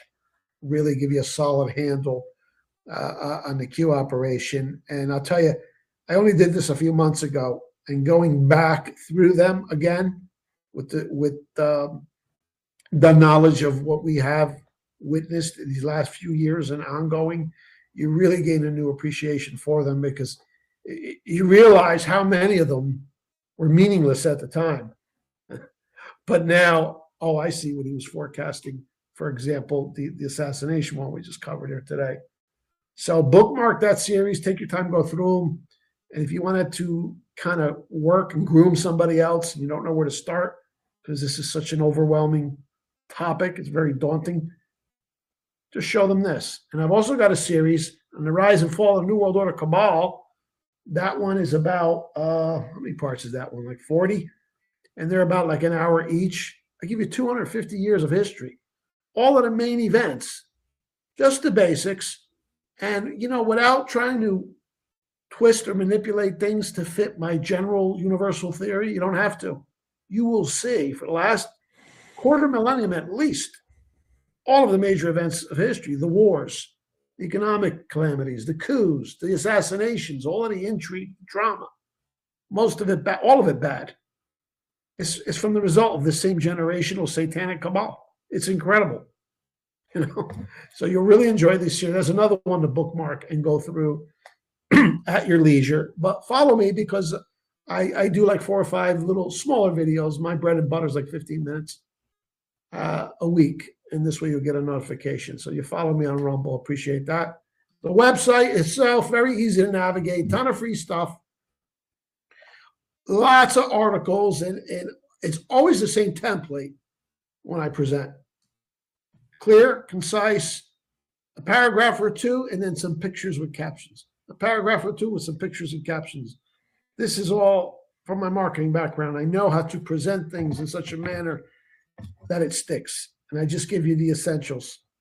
So you'll really learn quickly and be informed and even entertained as you go through my stuff. And then what you want the Mike King University package. That's going to take you to the paid stuff, the books and PDFs. I've got 35 books. They're in physical format. They're also in PDF format. $29, you get the whole shebang. 35 PDF books. That is a ton of information. It's a steal. If you prefer the physical copies, you can also get that through my website, but I've got an Amazon page. My author name is Mike S. King. You could also get most of the books through Amazon page. And again, because this comes up, people ask this question often. There's a few books that people are really interested in, but they can't find them on my Amazon page for obvious reasons, but you can get them to the website. The Bad War, which is the story of World War II. This was my claim to fame years ago, and it got kicked off of Amazon. This is Ultimate Red Pill. You can only get that at my website if you want the physical book. It's also part of the PDF package. And last week, we touched upon the protocols of the Learned Elders of Zion. There was a lot of people in your audience who were interested in this because I put together an annotated version where I break down the protocols. This is like a 1902, 1903 document that predicted everything that was going to happen. It became an international sensation in the 1920s. You're not going to find that on Amazon either. So I just wanted to make that clear. The World War II stuff and the protocols of Zion, you can only get through my book, through the website, the books and PDF section. You send in an inquiry form and you get an invoice. Again, it's also part of the PDF package. So it's all self-explanatory. And if you enjoy my work and my video presentations, I appreciate your continued support. This is my full-time endeavor. And it has to be because, to pull out these truth gems from history and even modern times, it's a little tedious and time consuming. So I appreciate your support. There is a Buy Me a Coffee link that Dave will put in the description box below. You click on that, whatever level of support, it doesn't matter if it's $5, $10. There's enough viewers out there. If everybody just chips in a little bit, you'll not only keep me going, but more importantly, growing. Because this is an important message that needs to get out here. And I don't mean just the Q stuff. I mean, that's going to get out in due time anyway. People are going to see that. But particularly the history that has been denied to people. And it's very cruel the way we have been generationally gaslit by these sons of bitches. The history is all fake, going back a couple hundred years. And if you're clueless of the history, it's like having Alzheimer's in the modern day. So that's what I do. That's why my website is Real News and History. I link the two together because it's the same thing. The only difference is history is the news that's passed into the rearview mirror. So that's my story. Appreciate your support very much. I'm very happy to do these shows. So again, follow me on Rumble and check out my website. Thanks, Mike. As a reminder, guys, everything that Mike described, the website, Amazon page, Buy Me a Coffee, and the Rumble page, you'll find linked in the description below if you're watching on Rumble and also over on Pilled.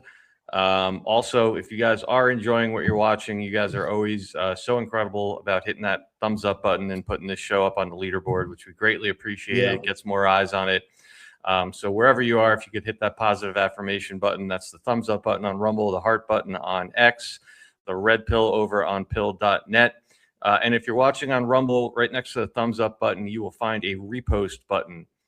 Consider using that. You can repost that and leave a comment, and all that stuff just helps the algorithm get it in front of more eyes and hopefully help wake more people up as we move further and further into the conclusion of this movie. So thank you all for your incredible support. Episode 92 of the Q News Review with Mike King of realnewsandhistory.com. And speaking of history, as we always do, we wrap up with a little historical perspective. This one is titled, That Time Zionist Terrorist Hanged Two British Soldiers, from realnewsandhistory.com. Mike, have at it, my friend. Well, everyone remembers this event. Yeah, right? I totally did. Yeah. Absolutely. Sorry for beating a dead horse on this one, but but again, this is important stuff to know because helps you to understand the treachery that's going on in the modern day. Thankfully, Israel's been put out of business. But I tell you what, if stuff like this was more widely known, they would never have been able to get away with what they've done for decades. But this was an event. It happened in July of 1947. You see the front page there. It was a big deal in Britain, all over the front page of newspapers. It didn't get too much legs after a few days. Then all the Jewish leadership of Britain came out. Oh, we condemn this. And it didn't get a lot of legs, but for those several days that it was a thing, big story in Britain. So that's the major newspaper there. Hanged Britons. Picture that will shock the world. And there's the two British soldiers lynched in what was known at the time as the British Mandate, the British controlled Palestine at that time.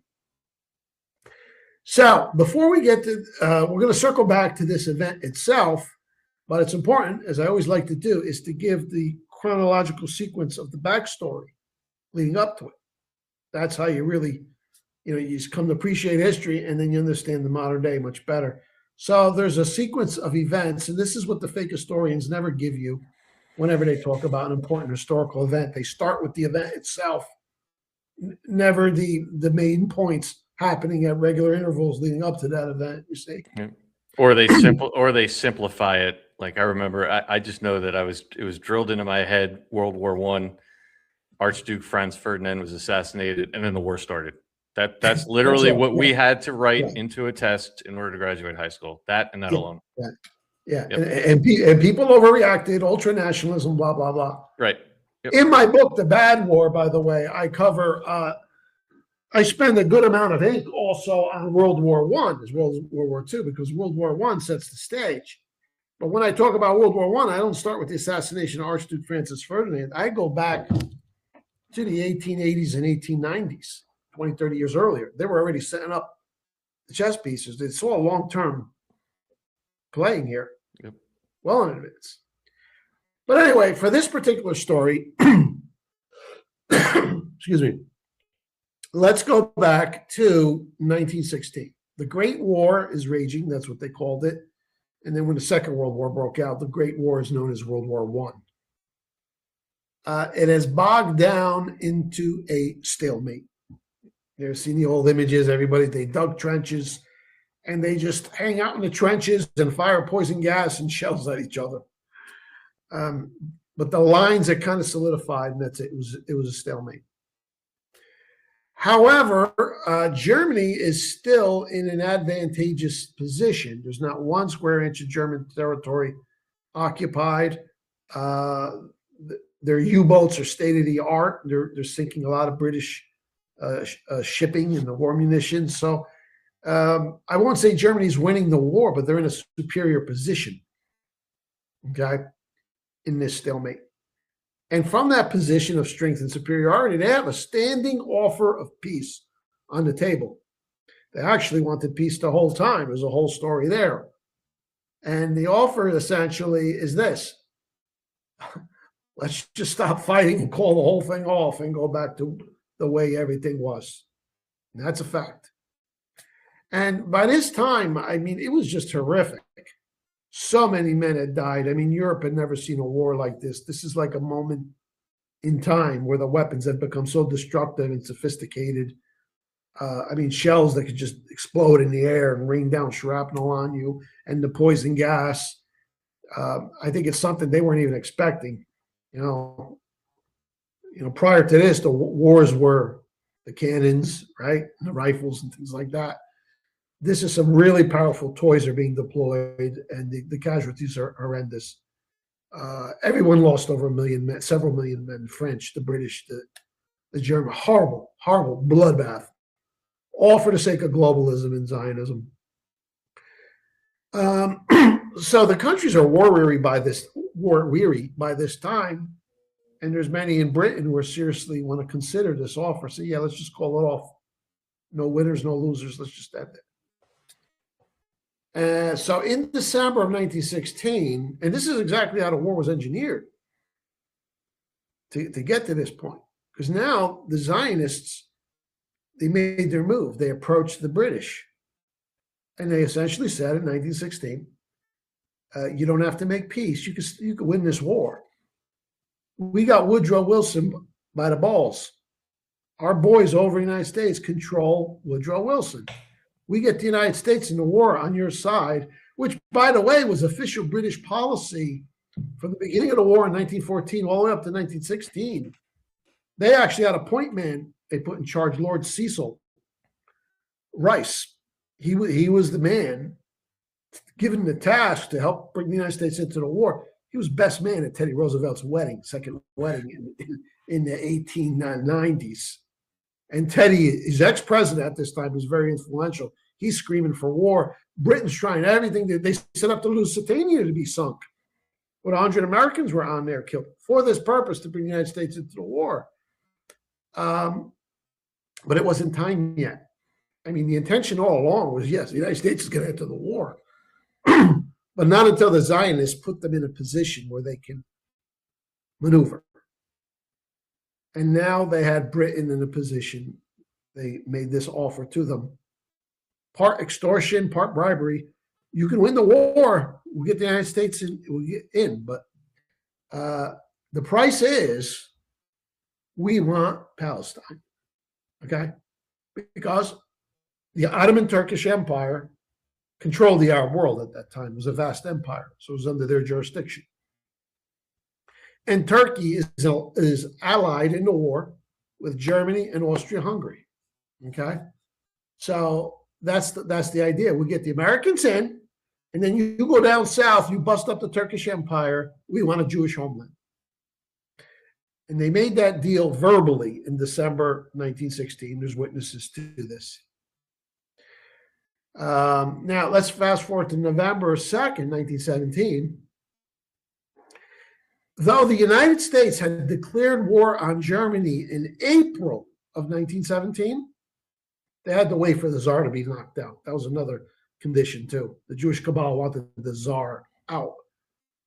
And Russia was allied with Britain and France. So they weren't going to have the United States join, and then they win the war too early because they need Russia out. So Russia's out, and as soon as Russia's out, U.S. Declares war on Germany, or as soon as the Tsar is out of power. But no troops have been deployed yet. So it's almost a whole year towards the end of 1917, 9 months or so. There's no U.S. troops deployed. And the British and the French are saying, why don't you just send us what you got? You know, we'll put them under our command. But no, it was a holdup.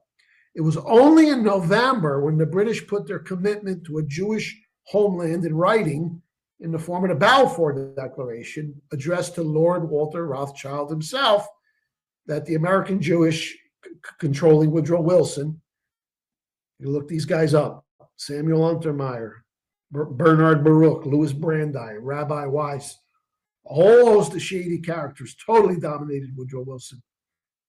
They Epsteined them, by the way.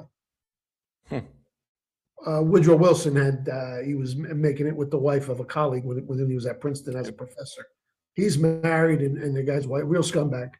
But they knew about it, and they Epsteined him. Benjamin Friedman, who was an assistant to Bernard Baruch, who later turned against this gang, tells the whole story. So they approached him. They said, yeah, this woman wants money. Wilson's like, oh, I don't have money. He said, don't worry, we'll make her go away. So they had Wilson by the ball. They're doing the same stuff back then. They essentially Epsteined them. So you had this long delay. They didn't trust the British, the Zionists did. They said, okay, yeah, they gave us a verbal commitment. That don't mean nothing. We need it in writing. And that's the Balfour Declaration addressed to Lord Walter Rothschild. You ain't going to lie to a Rothschild. Okay. So then the Americans arrive in 1918 after the deal was put in writing. So all of these fresh troops arrive in Europe to take on the German war machine. Horrendous casualties. They only fought for 9 months. 150,000 Americans dead, right? 100,000 wounded, guys maimed, the guys coming back, they got gassed. Who knows how many American boys died 2, 3, 4, 5, even 10 years later? Because a lot of times you get a dose of that poison gas, it kills you slowly. Horrific. All to enable the British to go south. And there's a whole story there of how they busted up the Ottoman Empire. And to that end, they also made empty promises to the Arabs. The British did. Because the Arabs were under Turkish Ottoman jurisdiction. They said, you rise up and rebel, we'll help you, we'll give you logistical support, arms, and then you're going to get a nice united Arab state after this. They had no intention of ever doing so. So that is how this strip of territory, Palestine, which at this time was probably 95% Arab, okay, came under control of the British. And then after the war, they allowed the immigration from Europe to begin. But it was the British mandate. Britain's in control. It's not a Jewish state. And that's what's referred to as the British mandate. But they're giving them our homeland. You come here and live. And there's a video confirming that from PBS from about 15 years ago. Like that's not a. Yeah. Oh, the one with Jake the Snake? Yeah. Yeah. yeah. Mm-hmm. Yeah. It's not even debatable whether or not that happened. Oh, no. This is, even the establishment historians will admit this. What they won't tell you, however, I mean, they will say that the Zionists made a deal during the war and they were hoping, the British were hoping to curry favor with Jewish communities. And they will admit that, but they won't tell you the real story that they went there with that they were blackmailing Wilson and that they controlled Wilson. And that the intent was to get the United States in. So they downplay it, but they can't erase it. They absolutely did go to Britain in the middle of a war and say, can you give us a homeland? And what, the British are just going to give them a homeland? Oh, they got better things to do, more pressing issues in the middle of a war? Yeah. Of course there was a quid pro quo. And that's what it was, absolutely. We'll get the United States in, you go south and give us Palestine. So from 1918 until 1945, which is the final year of World War II, it's under control of the British. Post-World War II, Britain's broke now from the war. They're broke. They're in debt to the United States. The United States is bailing them out. Their empire's crumbling all over the place. Everybody wants their independence, right? India, various African countries, Burma, all over the place. Britain is like a mess after World War II. And Hitler even said, he said that they're going to lose their empire. FDR is going to take it from them as a result of this war. So, and they're in an economic crisis. So once again, the Zionists smell blood in the water and they exploit the opportunity to drive the British out of Palestine. So now the British who put them there, they're looking at that. Now they're the enemy. They want the British out. It's not good enough that we have a British mandate and we live here. No, you have to get out and we're going to establish a new country, which a lot of people, both in Britain and the United States, were opposed to because they knew it was going to lead to like a mess and it could interfere with the building of a new world order. They really didn't want that headache. Roosevelt, for example, was opposed to Israel being a state, okay? Because he's trying to build a one world government. He wants the Arabs on board. He doesn't need this headache. But anyway, the Zionists exploit the opportunity. To that end, Jewish terrorist groups known as the Haganah, the Stern Gang, and the Irgun carried out murderous attacks against both the Palestinians and the British occupiers. Look up those three groups. Vicious, brutal terrorist cutthroats. And establishment historians don't even deny that. They were total terrorists, killed men, women. They were brutal. That was their method of warfare. We terrorize people until we get our own way. And it wasn't just the Palestinians that suffered. It was the British who allowed them to go there in the first place. So that is the backstory, the critical context you need before we get to the story of these two murdered British soldiers. There you see an image. That's Lord Balfour. Okay. They essentially extorted this letter from him. And you see the letter, short, brief, a bit vague to the point, but they know what it means. It's addressed to Lord Rothschild. It's a conspiracy theory to say that the Rothschilds had a lot of power, right? I mean, who's he addressing the letter to? Lord Rothschild. You put Rothschild in the Q search engine, how many hits you get? Yep. But the letter says, Her Majesty's government views with favor the establishment of Palestine as a national home for the Jewish people. This is saying, we're going to give you a country. We're going to establish a national home. And then it says, it being clearly understood that nothing will prejudice the rights and relations with the existing people living in Palestine. Yeah. So that's the intent. Okay. Not quite how it played out. No, not at all. Yeah. So, yeah, we'll let you come here, but you can't push the Palestinians around, and it'll be your national homeland. Don't say nothing about a country. Well, pretty much as soon as they start arriving there, the trouble will start, because they had the long-term intention is Greater Israel between the Euphrates River in Iraq and the Nile in Egypt. So that encompasses just about all of Syria, a chunk of Iraq, even Saudi Arabia and Egypt. That's their long-term mentality. They're not going to be satisfied with this letter.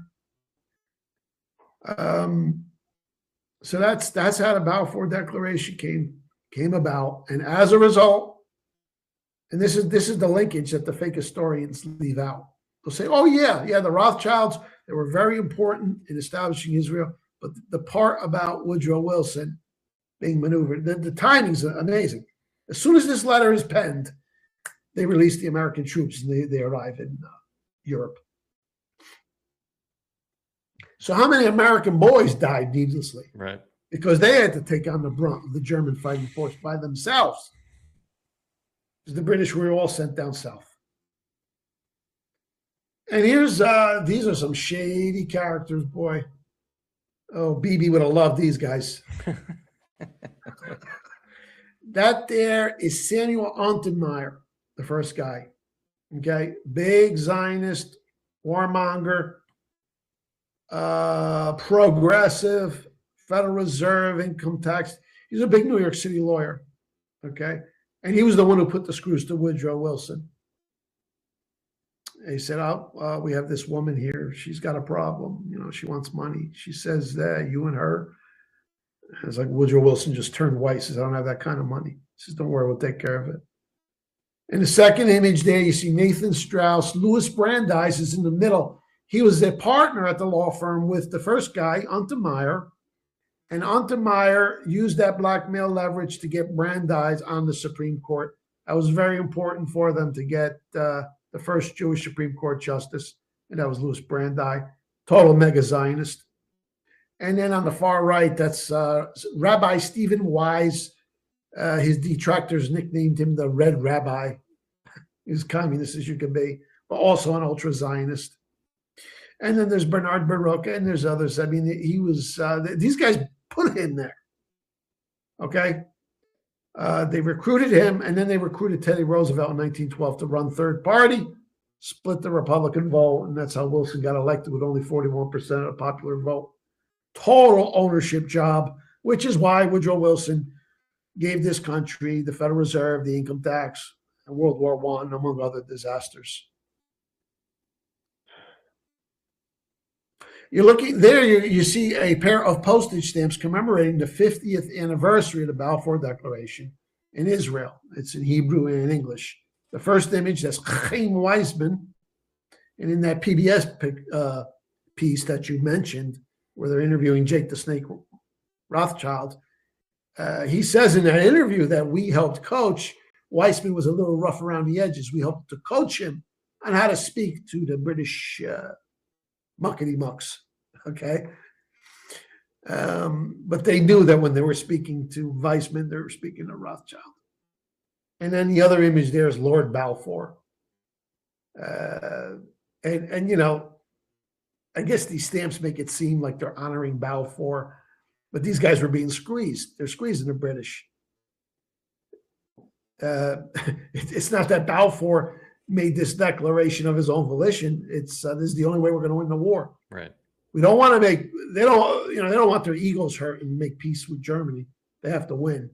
And they said they knew all along, the only way they're going to win is get the United States in. But they couldn't because this Jewish mafia was blocking that. So that's 1967, postage stamps. And to this day, by the way, every year, they celebrate Balfour Day in Israel. And, you know, everybody knows that what Balfour Declaration is. As far as the backstory, I'm telling you, very few people know that. The Palestinians, they call it Nakba Day. I forget what it stands for, but they celebrate it as a disaster.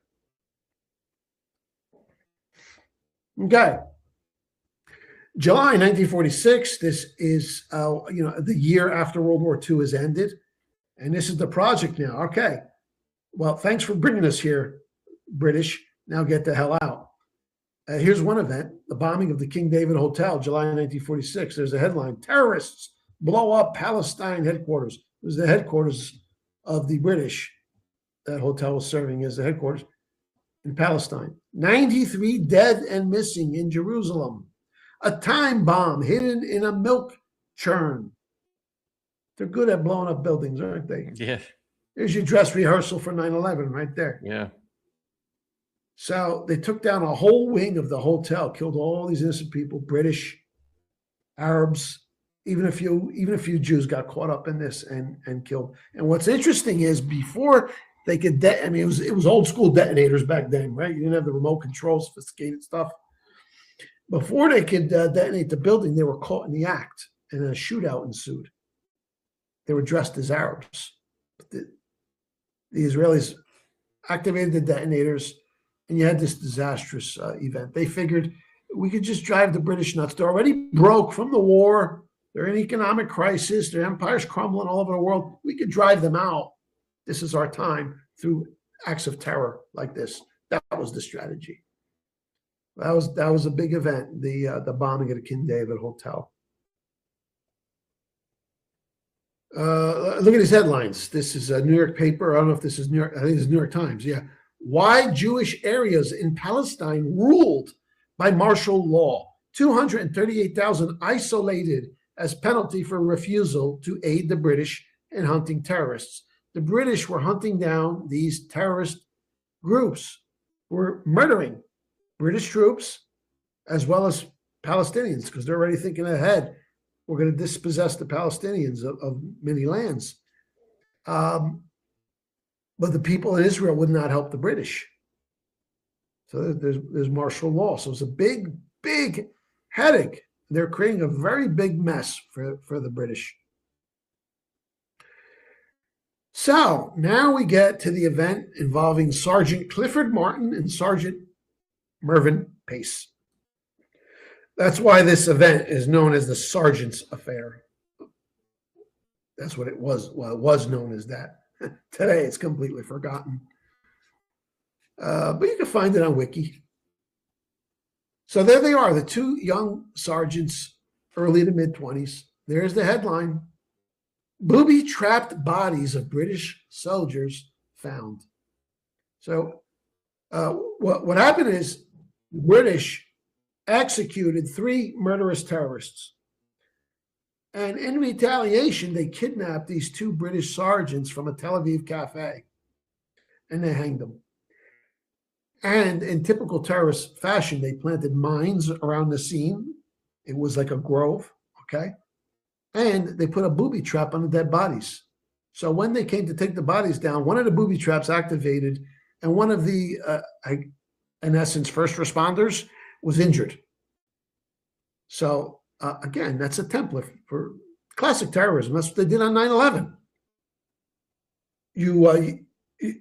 You set off the explosions in the 2 towers, then the firemen came, and then comes the second wave of the terror. So that's what they were doing here on a lower scale. They actually booby trapped the dead bodies of these poor young men. Jesus. And there's a headline. I mean, these are less politically correct days, as you can see. This is a major newspaper here. I don't know if this is American or British, but it says Jews plant explosives on the gallows. Booby traps set off by the searchers. Shots in Tel Aviv. This is on the front page of that same British newspaper, The Express. Shots in Tel Aviv, 5 Jews dies. What happened is now the British forces, they wanted revenge. So they went on a rampage against these terrorists, and they start shooting people up. A really ugly scene going on. All incited, orchestrated, engineered by Stern Gang, Haganah, Irgun terrorist group. They were known as absolute killers. And that includes men, women, and children. They killed as a tactical strategy. Now here's one, and this is the character that gave the order to hang those 2 British soldiers and He was also one of the ringleaders behind the bombing of the King David Hotel. There's the poster there, wanted for murder. Menachem Begin, a young Menachem Begin. There he is years later with Ronald Reagan. He's the Prime Minister of Israel. It's funny how that happens, you know. You're a terrorist one day and then you become a head of state. They got to respect you. Unbelievable. Didn't know that about him. Yeah. Irgun. He was one of the leaders of Irgun. Here's another one. Yitzhak Yerzenitsky later became known as Yitzhak Shamir. He was with the Stern Gang. Again, killers, cold blood, vicious killers. Establishment historians acknowledge this. Stern Gang, Haganah, Irgun. Well, he becomes prime minister. There he is with Jimmy Carter. What can you do? He's the head of the state. It's a state where, you know, that's where the new headquarters is. That's where the Mossad is based. You got to respect the man. Right. Look at that big smile on Jimmy's face. The guy's a killer. Yeah, he didn't have any choice. No. And to emphasize, these terrorist groups were not, it wasn't like a rebellious group, regular warfare. No, they would kill anybody, men, women, whoever they had to kill. They had to terrorize children in order to achieve their objectives. They would. So these aren't just, don't equate these to, for example, the American Minutemen or something, or the American Revolution. No, these would kill. It didn't matter. They would kill civilians. They would blow up anything just to achieve their objectives.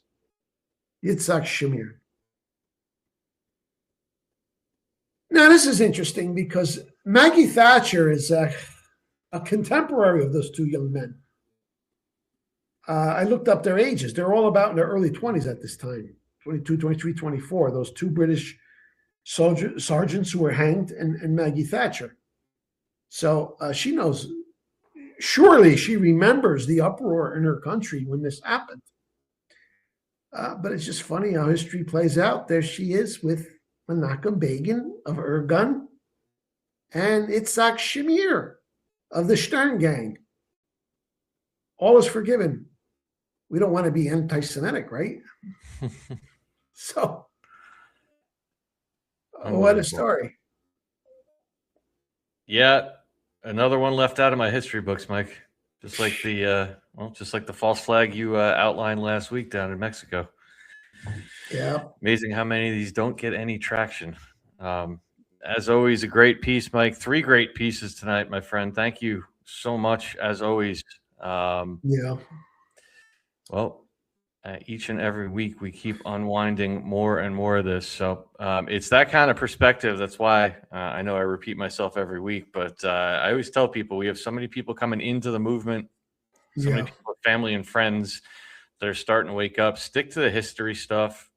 Give people Mike's Rumble channel. Tell them to start with the rise and fall of the New World Order. I think that is a much better perspective on waking somebody up than going into the Q stuff right away. But you can see how deep this rabbit hole is that we're unwinding. How many events and how many different things that have taken place, and saving Israel for last. Yeah, certainly puts that into perspective. Right. Yep. Just imagine the power that it takes, the power that you need behind you to emerge from a past like that.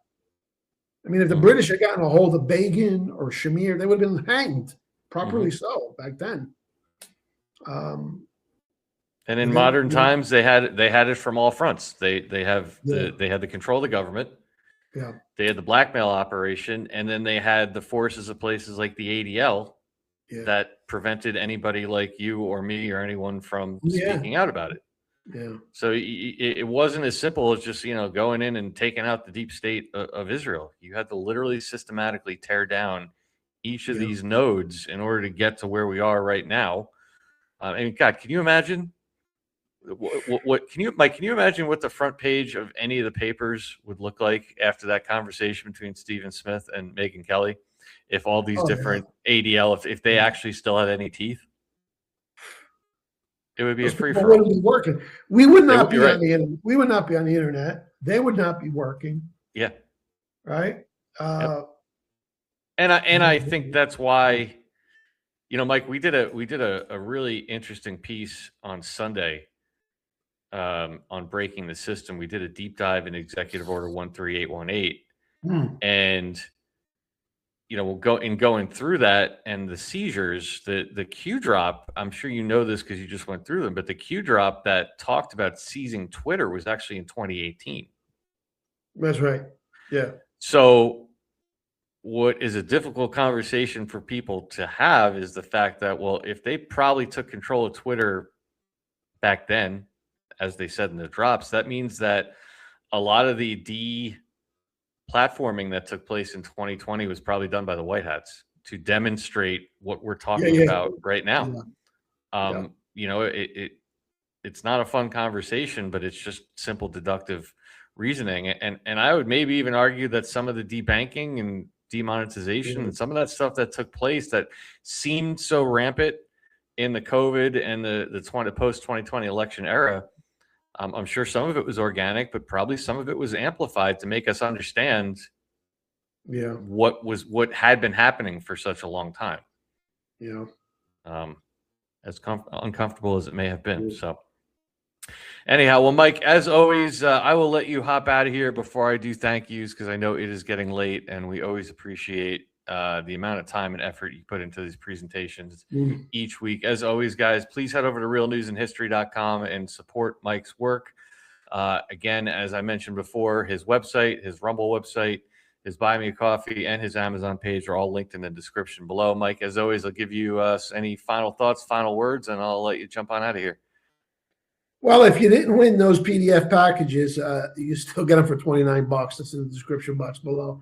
That is a steal. And I think you all understand by now the way I link the history and the news together, how important it is to get this message growing, because people learn about these stories like the way I went through it and the backstory leading up to those murders of the two British troops. Doesn't that bring the concept of saving Israel for last into a much more understandable, appreciable perspective? Sure does. Sure does. So, absolutely, my friend. And for our black pill friends, that is why Trump could never go full frontal on them. Look at the power they built up over the years to get someone like Maggie Thatcher and Ronald Reagan to eat out of your hand like that. Yep. So absolutely, my friend. Well, as always, Mike, our sincere thanks for your continued hard work. Again, everybody, please support Mike over at realnewsandhistory.com, and we will see you next week, Mike, 8 p.m. for episode 93. Thank you, my friend. Thank you. Thank you, Have a great everybody. week. Take care. See you soon. The great Mike King, everybody. Thank you guys all, as always, once again, for being here. Again, my apologies for the technical issues earlier. Still working out some kinks with Rumble, but hopefully that gets remedied soon. Again, before you guys start heading out the door, if you could, best way you can support this show and Mike King's work is simply to hit that thumbs up button. That's the thumbs up on Rumble, the heart button on X. Take the red pill over on Pilled. If you're watching on Rumble, either now live or on replay, consider hitting that repost button next to the thumbs up. That does go a long way in helping the algorithm. And our sincere thanks to each and every one of you for being here. Let me come over here to some thank you, starting over on pill.net.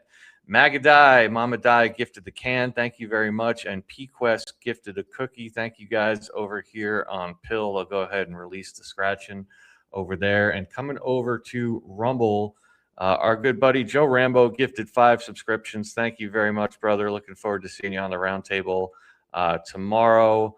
MegMom7 with a $5 rant. Can you guys do a deep dive on the data centers going up around the country? I'm seeing a lot of blackpilling about them and don't know what to think. Thank you for your hard work.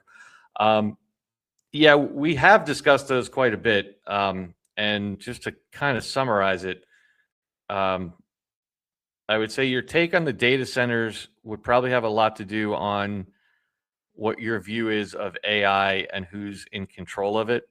And in fact, we discussed some of that on Breaking the System on Sunday. It is a necessary evil for AI. And I would say that I don't personally subscribe to the blackpilling. Because when you look at the executive orders and you look at all the agreements and things that Trump has made with the AI companies, I would argue that they are in good hands. Also, keep in mind, he's made a lot of mention with these different data centers and factories going up that they're going to be allowed to produce their own energy. I know there's concerns about the water.